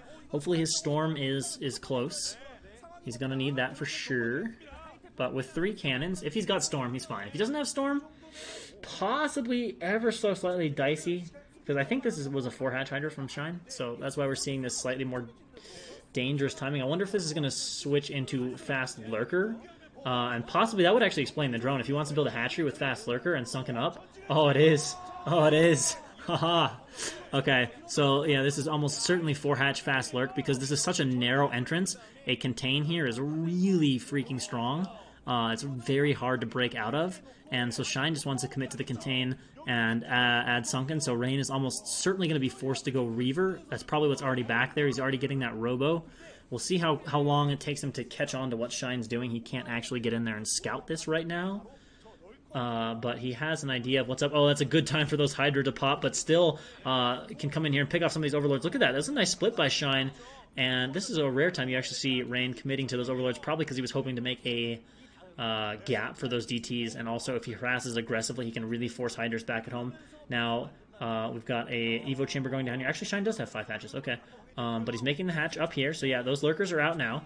Obs will be on the way, but Rain is, like I said, with Sunkens here being added to the mix, the only way Rain is going to be able to get out of this most likely, although he does have 8 gateways up, maybe he can get enough units out quick enough here to break this, but I kind of doubt it. Yeah, we're bringing up drones to make Sunkens, but if a few Sunkens get up behind Lurkers, that's like just almost impossible. So Rain scouts this, and this should basically say, okay, I got to make an Obs, but then we're going to just see Reavers from Rain because he's not getting out of this as these Sunkens finish. Okay, Rain's going to turn around. Well, if he can break out of this right before the Sunkens finish, before there's more Lurkers, then it's very scary. Rain is running forward at this. He wants to get an assassination on this Lurker. There better be an Obs, though. Rain wants to break this before it can start, but I think he's overcommitting here. Is he going to get all these Lurkers? There's 2 more morphing in the back, though, so he's throwing away a lot of Zealots, and Shine is going to hold on here. Needs to reposition those Lurkers. More Sunkens going down. like I said, the way I've seen this, I've seen a crazy game. I think it was Medusa that I'm thinking of, where the Protoss, where the Zerg made like 10 or 15 Sunkens, and there was like these crazy Reaver battles over this. The Zerg was pretty committed to it, never took more bases, and eventually, after a long period of time, the Protoss actually broke out and ended up rolling over the Zerg. But we'll see. Oh my god. Whoa, the micro pretty crisp from Rain there. Keeps 5 of those Corsairs alive to all those scary Scourge. And now the Forge going down. And these Sunkens are up. There's even a Spore Colony here. So 100%. Rain has, well, okay, not 100%. Rain has 2 ways to play this right now. Maybe both. Number 1 is Crawl Reavers, trying to use them to bust through the defense. And option 2 is to harass and hope that Shine's committing enough to this contain that he can just harass the living shit out of it. Now, these Lurkers being all the way in the front here is not so good for them. I would like to see them be more behind the Sunkens, but I think Shine is going to continue to move forward with all these Sunkens. And, I mean, this is such classic Shine right here. Such classic Shine. Like, do you expect anything else? Yeah, we've got a shuttle already loading up for that harass. And if Shine can defend the harass well, is going to be a big deal. I mean, that's a big question for this. Oh, or this, or this, or this. Holy shit, this is actually really scary for Shine. Also, this is really scary. Well, Shine found that, so that's very good for Shine, but this could be bad. Well, Rain inexplicably runs away with the DT, despite getting drone kills in the midst of all this, so this is really hurting. This is how comebacks happen, boys. This is how comebacks happen. Unfortunately, the DT is going to not be microed and is going to start attacking this Evo chamber, which actually alerts Shine to what's happening. Wow, that's clever by Rain. That's really clever. That was really nice. And remember, guys, there's a reason these dudes are pro gamers, and you're seeing it right here. Just cleverness, just pure clever. All right, we're gonna have a bust at this. So Rain is not using Reavers. There's not a ton of Lurkers up here though, and he's hitting pretty good storms. If he kills all the Lurkers, he can definitely bust out. So Shine's reinforcements need to get up here, but he's already reduced the Lurker count by quite a bit, and of course he's gotten some drone kills. So Shine's economy is pretty bad, and that's the one thing that's hurting this contain idea here from Shine. Now the one thing that's gonna help it is it won't be long before Rain starts to mine out. And, scouting the path here, but he's got enough Corsairs here. Rain really would like to be able to do this, ferrying out with the shuttle and either flanking or just going around, playing around. But Shine's economy is really, really infantile and poor. But look where Rain has to fight. He has to fight in this narrow choke. Well, actually, Shine's not fighting in range of most of his Sunkens. So he's being a little bit over-aggressive with these Hydra. And I'm starting to get a bit worried for Shine. His supply is very low. Rain is playing around this in a really nice way. And I mean, if he flanks this, it would be better if he could flank with Dragoons. But a flank on this is going to be very strong. Oh my god, are these Scourge going to find it? Is Shine going to get suspicious? Storm's continuing to go off, chasing on the Obs. He gets the Obs. That's one way to hold on to this contain. But this is a very, very tight window. Rain is actually going to go around this. Shine, though, is splitting out Overlords here and might be on the verge of finding it. Oh my god, that's so close. He must have found it. He must have found it. Now Shine has to divert some units. That's a lot of Zealots from Rain here, splitting out. If he can't stop this, and these Zealots do damage, it's going to be so bad for Shine. But look how much stuff Rain has here. He's going at it. Shine doesn't even have his Lurker burrowed. It is a lot of Sunkens, though. He's going to move that back. How quickly will these Zealots die? All the units on top, but Shine has to fight against this other army. Now, these Zealots are going to get shredded, and Rain is definitely going to throw a lot of supply at this, but it's enough to break, I do believe, here. And taking this fight, coming in, looking for the Observer, can't find it in time. Still 2 Lurkers involved. If there were reinforcements for Shine, he could have held this, but of course the reinforcements are occupied with the Zealots, and though the cost to Rain is high, he is going to be able to push through Shine's contain here. He's done too much economic damage with that DT and some other things here for Shine to have the full production he needs, and so Rain busting through this savage contain from Shine, and now Shine is likely to just fall apart here at only 47 supply. Oh, his Scourge are going the wrong way. Will he even see the shuttle? He absolutely, okay, he does at least see the shuttle. So that's a big stop here, but Rain now has a terribly scary army, and Rain expanding here at 12 o'clock, and things looking really bad from Shine. I have to give Rain credit. He played that game very nicely.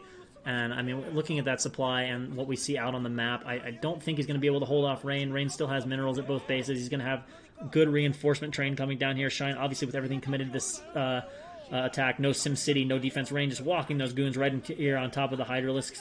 Throwing down a Storm. GG is imminent. Rain is going to be forcing a game number 6 here. And there it is. GG.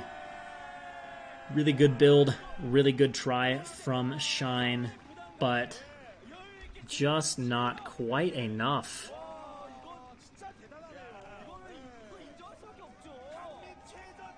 Just not quite enough. And Rain able to force game 6. Shine's thinking, damn, I had all that and it still wasn't enough. And it still wasn't enough. Let's see if I can get into my own stream chat now.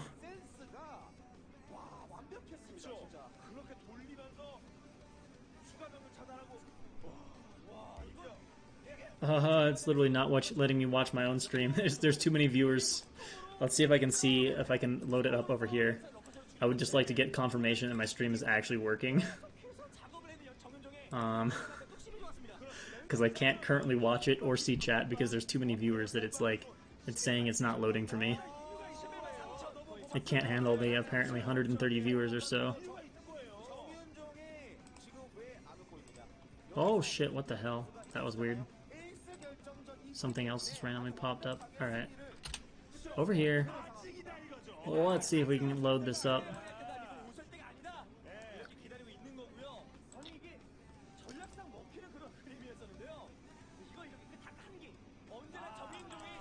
Alright, let's kill all. There we go. Alright, let's go over here. Hopefully no one's posting. The stream is down. That would be very tragic. Afrika is actually having some trouble for me right now.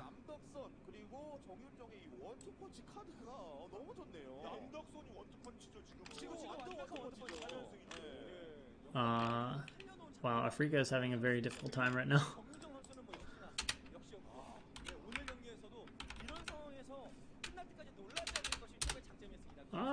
This is scaring me. This is giving me anxiety.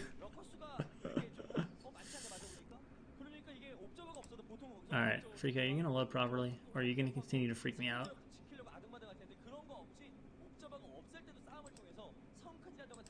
Hopefully we're not killing it with too many viewers. But I am scared that I can't actually get into this.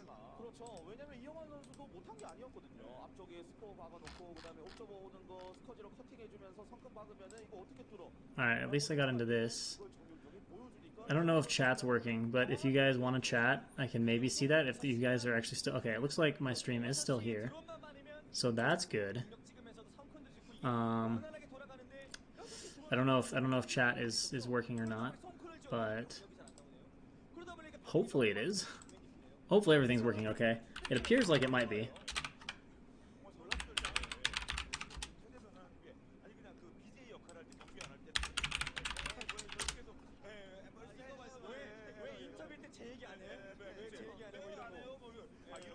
Alright, let's see.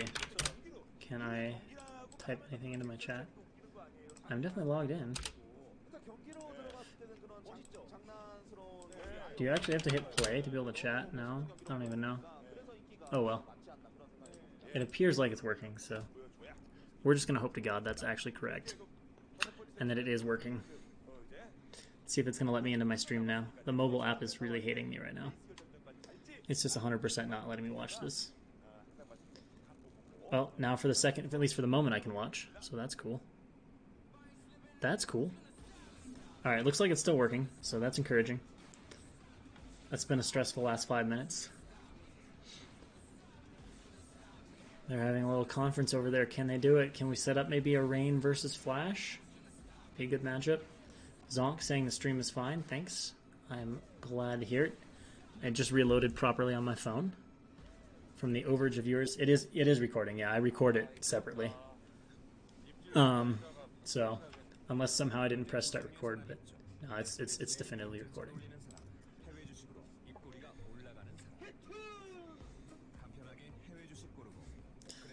Commercial break. Commercial break. Oh yeah, I could have just checked Discord too, but yeah, people on Discord being like, yo, it's fine, it's fine. It's working just fine. Alright, we're going to go in search of confirmation on format, I guess you could say.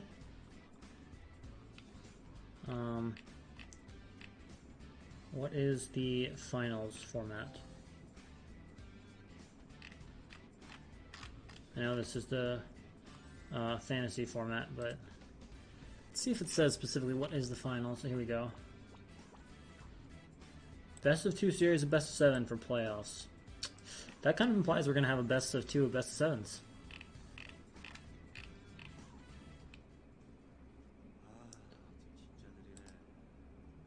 I'm looking. Biol replaces C due to C stuff. Holy shit. I did not. Maybe I do remember hearing about that. Okay, so C's in the military, so that's why Biol was there. So that's a big win for Biol. To lose C and have Biol come up is big. I just want to have confirmation. Playoff single elimination, sure. But do we have a best of 2 of best of 7s? That's what I'm seeing implied here. Where else did it talk about that?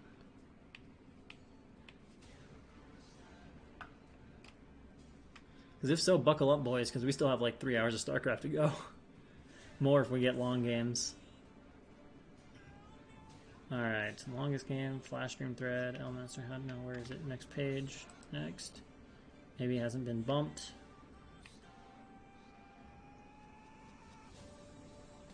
Alright, let's extend it to 30 days as we go in search of answers. Where's MPL? Okay, this thread might have the information I'm looking for.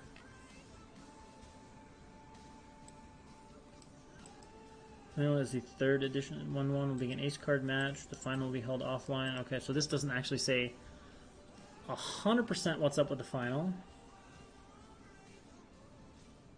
Final set is ace card. 7 set, 4-1 advance. Final set. Okay, now that makes sense.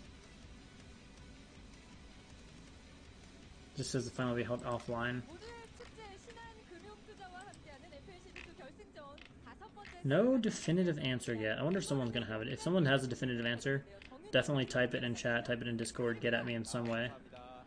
But nothing I can find tells me exactly what the situation is. It implies there's... My thought right now is we are going to play 2 best of 7s tonight, but that would certainly be a late night for our Korean viewers and other viewers. But it has happened before. It has happened before.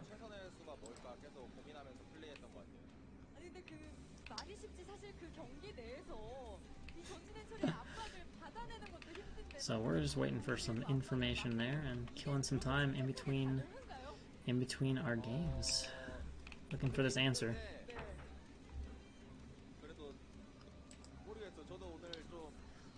I could see it being a single best of 7, but I could also see it being a double best of 7. And yeah, you're right. Let's see. It started at 4 here, which is what?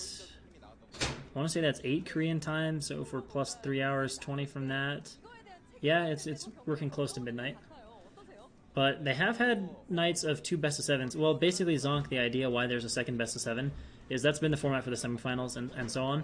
And the idea is that you have it's actually a best of 3 is the tournament format, but the way it works from a time standpoint is like, let's say you have 2 best of 7s, right? And you tie 1-1. Well, there's obviously not enough time for a 3rd best of 7 in a night because that could go till 3 or 4 in the morning, and that's not going to happen.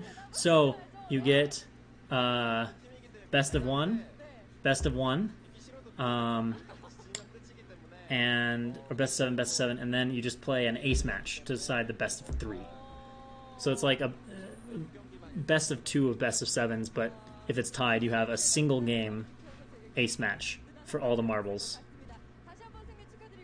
and they call it a super ace match.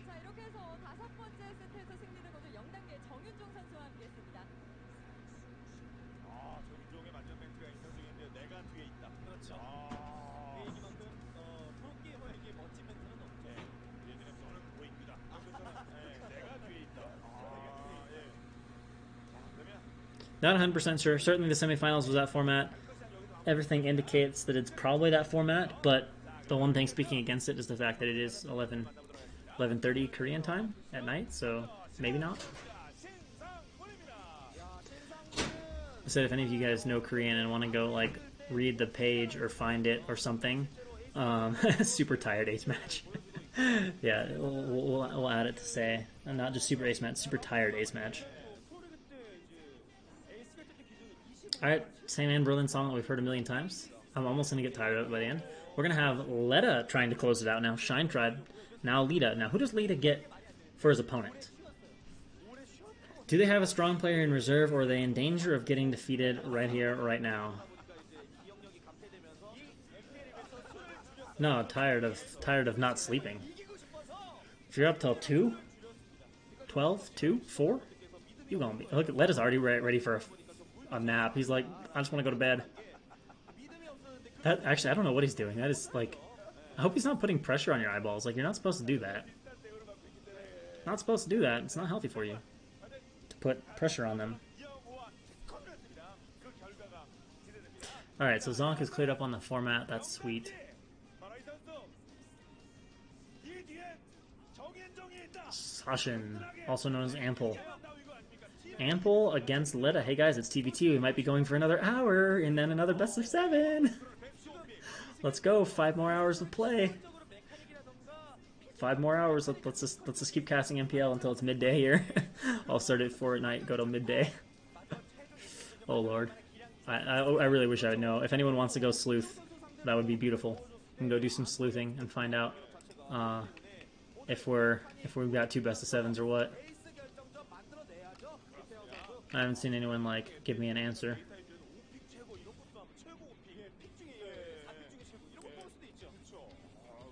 Oh, TT1 saying no more female games. I'm actually okay with them for this kind of format. If we were gonna have like a legit top tier team league that was actually gonna command the kind of prestige that ASL was, that was all gonna be offline, all gonna be offline, then I would say no female streamers. But for this kind of style, I think.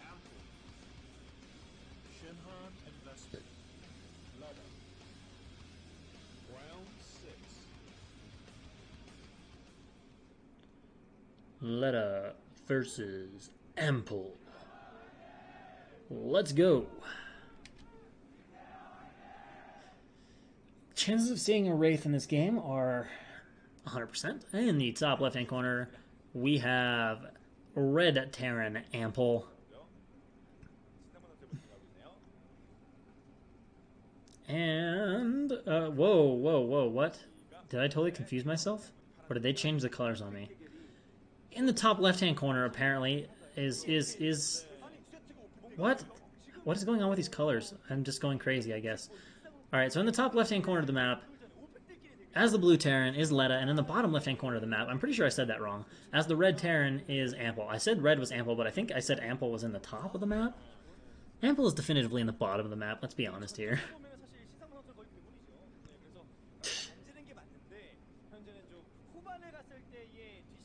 Poor guy's giving Letta a hard time. Look, Letta's a savage warrior, but he also wants to show his tender side to the female fans, right?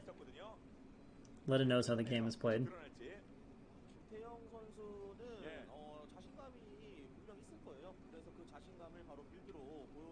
Actually, Rain was the one that looks like he was going after the interviewer a little bit there. Getting a little bit of contact, a little bit of touch going on. Alright, so SCV coming down here for Letta. Gonna build a barracks out on the side here for faster float. Letta warming up his W key finger. Gotta spam them wraiths. It's a Letta thing. Alright, so Ample, look, judging by Ample's barracks, Ample is going to scout Letta faster. Whereas Letta is likely to scout to the right and a little bit slower scouting for him. This girl's just on her phone. What is this? What is this? Do you see this? She's in the middle of this. It's a TVT woman. Pay attention. TVT is a good matchup. People that say otherwise are lying. Okay, maybe that's a little savage. They are deeply misguided. I'm sorry, guys. If you don't like TVT, you are a misguided soul. I will pray for you. A human female cloak? What? Oh, can a human female cloak? Oh. Yeah, an arbiter, if you put medics under an arbiter, I think they'll cloak. So they can cloak with assistance, right?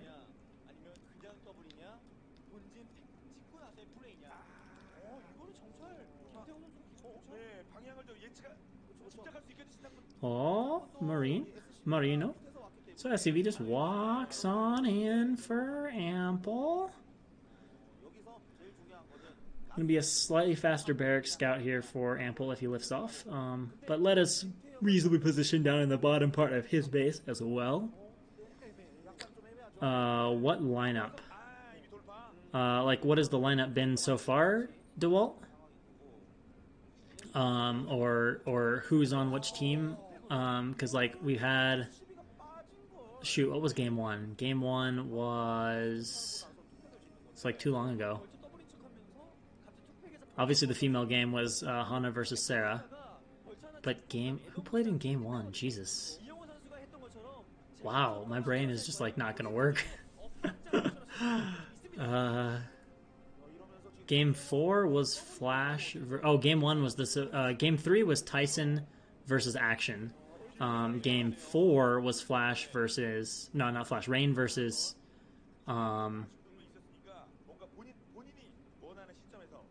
Game 5 was Rain versus Action. Game 4 was Flash versus. Mind. And then Game 1. For some reason, I can't remember. It was a surprise win. Or a nice win. Oh, it was Biol versus Grand Line, top left. Biol versus some other Terran player that I can't think of. 4GG. 4GG. So Biol versus 4GG, Hana versus Sarah, Rain. We had Tyson versus Action, and then we had Flash versus Mind, and then we had Rain versus Shine. And now we have Ample versus Letta. Woo! That was difficult. And we had wins going to Biol, and then to Hana, and then to Tyson, and then to Flash, and then to Rain.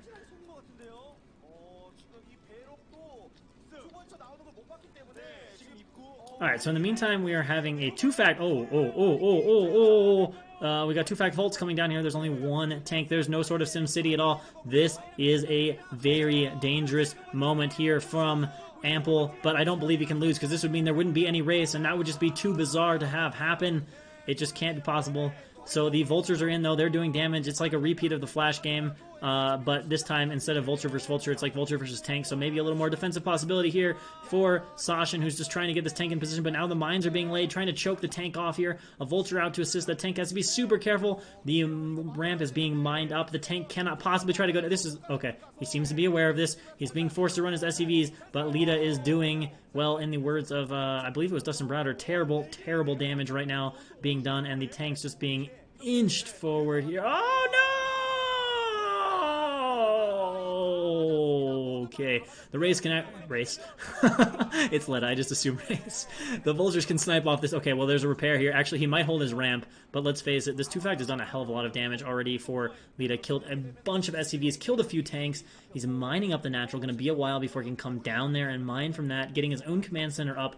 Has more SCVs. Is going to have equal natural timing. Letta definitely ahead.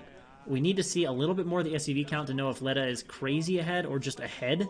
But either way, it's a good position for Letta. Ample is kind of gradually working his way down. He's going to be so careful using that tank to trigger the mines. Look at this. Look at this. He's just like, I don't want to have this happen again. The inching forward. He's like, oh my god, if there's a pocket of mines, I'm so boned. Everything would just blow up to one mine.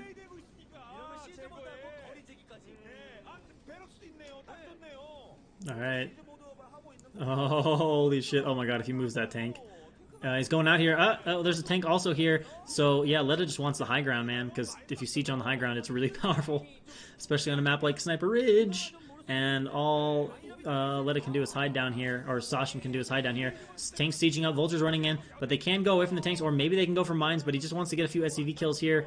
And yeah, oh, well, yep, that's the problem. Those mines are actually shutting down the base. So Leda Ample needs a bunch of SCV kills here to have any chance of getting back in this, but it's not happening. So Ample's second base natural is shut down, and Leda's natural is not, and Leda has more SCVs. So this looks absolutely horrendously terrible here for Ample. In fact, they're already congratulating each other. It looks like Leda has done it here for Shinhan, and Shinhan is going to be winning this best of 7. I wish I knew if they were winning the playoffs. It does not allow me to provide the proper hype if this is just victory right now, but either way, this is more or less unlosable. Leda just wants the killing blow here. He doesn't even want to drag this out. He's just coming in, unsieged, no sieging this. Vultures are going to come in here, try to lay some mines. Let's see how good these mines are. If he can get one good mine connect, maybe, but he doesn't get it. In fact, I don't even think he got a mine connect. So that's it for that tank, and GG is called. Is it over, or do we have another best of 7? Has Leda just won the entire series? Perhaps so.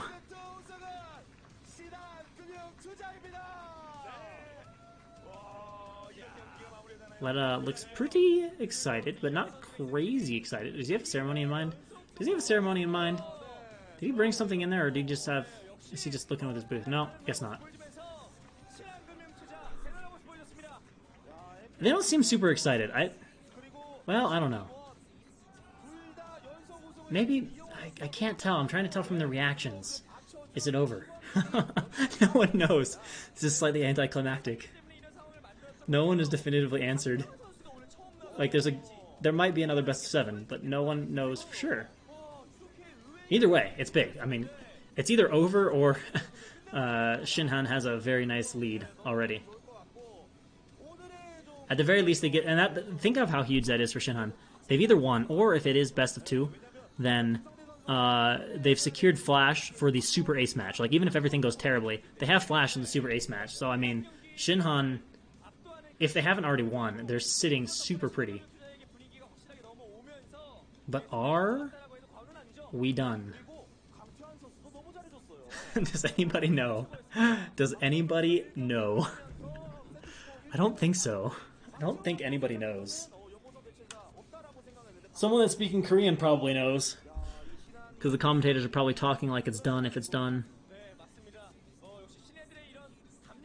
If it's done, we'll probably see a bunch of interviews and stuff. I don't know.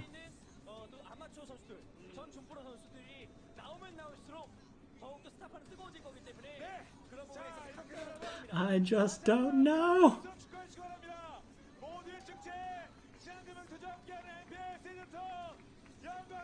I'm feeling like it might be over. Maybe it was this a best of 7 tonight? Yeah, this feels like it's over. All right, I'm assuming that Shinhan just won. It would be a little weird to call everybody up on stage and congratulate them for winning just a best of 7 when it's more than that. So I think, guys, as anticlimactic as that was, I believe Shinhan Invest is your MPL Season 2 champion. I'm not like positive, but I'm pretty damn sure it's over. Oh, look at the consoling. He's trying to console them.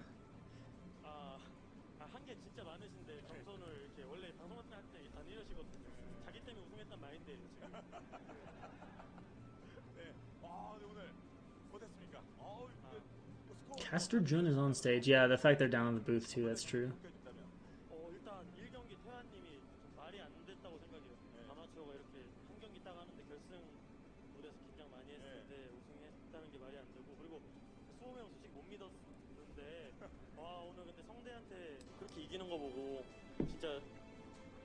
그냥 진짜 수호명이 보여주려고 미래 박박 갈면서 연습한 것 같아요. 그때 어느 순간에 오늘 애교 없겠구나 느꼈어요. 누가 이겼을 때? 저는 수호명 이겼을 때. 네, 그리고 저도 이길 자신 있으니까. 아, 네. 그때 꼭 이길 것 같았어요. 네. 옆에 신상문이 지금 우리가 촉촉한데 지금 그건 어떤 의미예요? 네? 아, 이렇게 결승전 약심으로 불렸었는데. 있어가지고 저도 못 픽으로 뽑혀고 그래서 약한 선수라고 그랬었는데 그래서 좀 약간 우울하기도 했거든요. 네. 근데 오늘 이렇게 결승전에서 이겨서 기분 너무 좋습니다. 네. 그동안에 근데 스타를 하면 할수록 실력도 늘고 하니까 이거 앞으로 이 올려놓은 실력 이거 다시 떨어뜨리기 좀 아깝죠? 아깝죠. 이제 네. 열심히 해가지고 이제 실력 유지하고 앞으로도 더 좋은 모습 보여드리고 싶어요. 네, 알겠습니다. 그리고 예전에 저랑 같이 할 때 스타걸 우리 서현지 하겠는데 이제 서현지 선수 네. 네. 어때요? 오늘 경기 뭐 승패 떠나서 오늘 연습을 진짜 많이 하긴 했는데 져서 많이 아쉽고 제가 이제 10년 전부터 스타워를 했었잖아요. 그쵸. 근데 이런 무대를 진짜 수도 없이 많이 봤는데 이게 제가 직접 이 무대에 서서 경기를 해보니까 이게 진짜 선수분들이 얼마나 힘들게 여기까지 와서 하는가가 느껴지더라고요, 정말.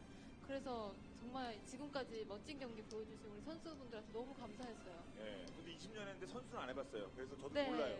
근데 해보니까 정말 다르군요. 너무 진짜 힘들었어요. 네. 이기니까 더 그만큼 좋고. 너무 좋죠. 너무 감사해요, 팀원들한테. 네. 야, 오늘 뭐, 이야, 네. 대단합니다. 들성부른 뭐 이런 느낌이 돼. 야, 소감 말씀. 팀이 우승했어요. 정말 큰 역할을 했습니다. 팀 우승에 한 말씀. 일단 저희 이제 아마추어가 이런 자리에 설 수 있는 기회가 거의 없잖아요. 이제 이런 자리에 설 수 있게 해주셔서 너무 감사하고 아직도 좀 긴장되는데 우승해서 너무 기쁜 것 같아요. 네. 아마추어로 시작했는데 여기 나왔으면 이제 프로 된 거예요. 앞으로도 도전 활약 기대하도록 하겠습니다. 네, 감사합니다. 범신. 네. 팀의 우승에 또 중요한 역할까지 했습니다. 소감 말씀 끝으로 부탁드립니다. There you go, guys. 이렇게 Arguably the MVP. 네, 우승해서 너무나 좋아요. 그냥 좋은 기억밖에 없는 것 같아요. 지금 돌아보면 오늘도 잘해가지고 우승해서 좋네요. 그렇죠. 네. 이영훈 선수 사실 뭐 개인 리그 최근에 굉장히 많이 움직이는데 또 팀 대 팀으로 앞서 정윤정 선수 그런 얘기를 했는데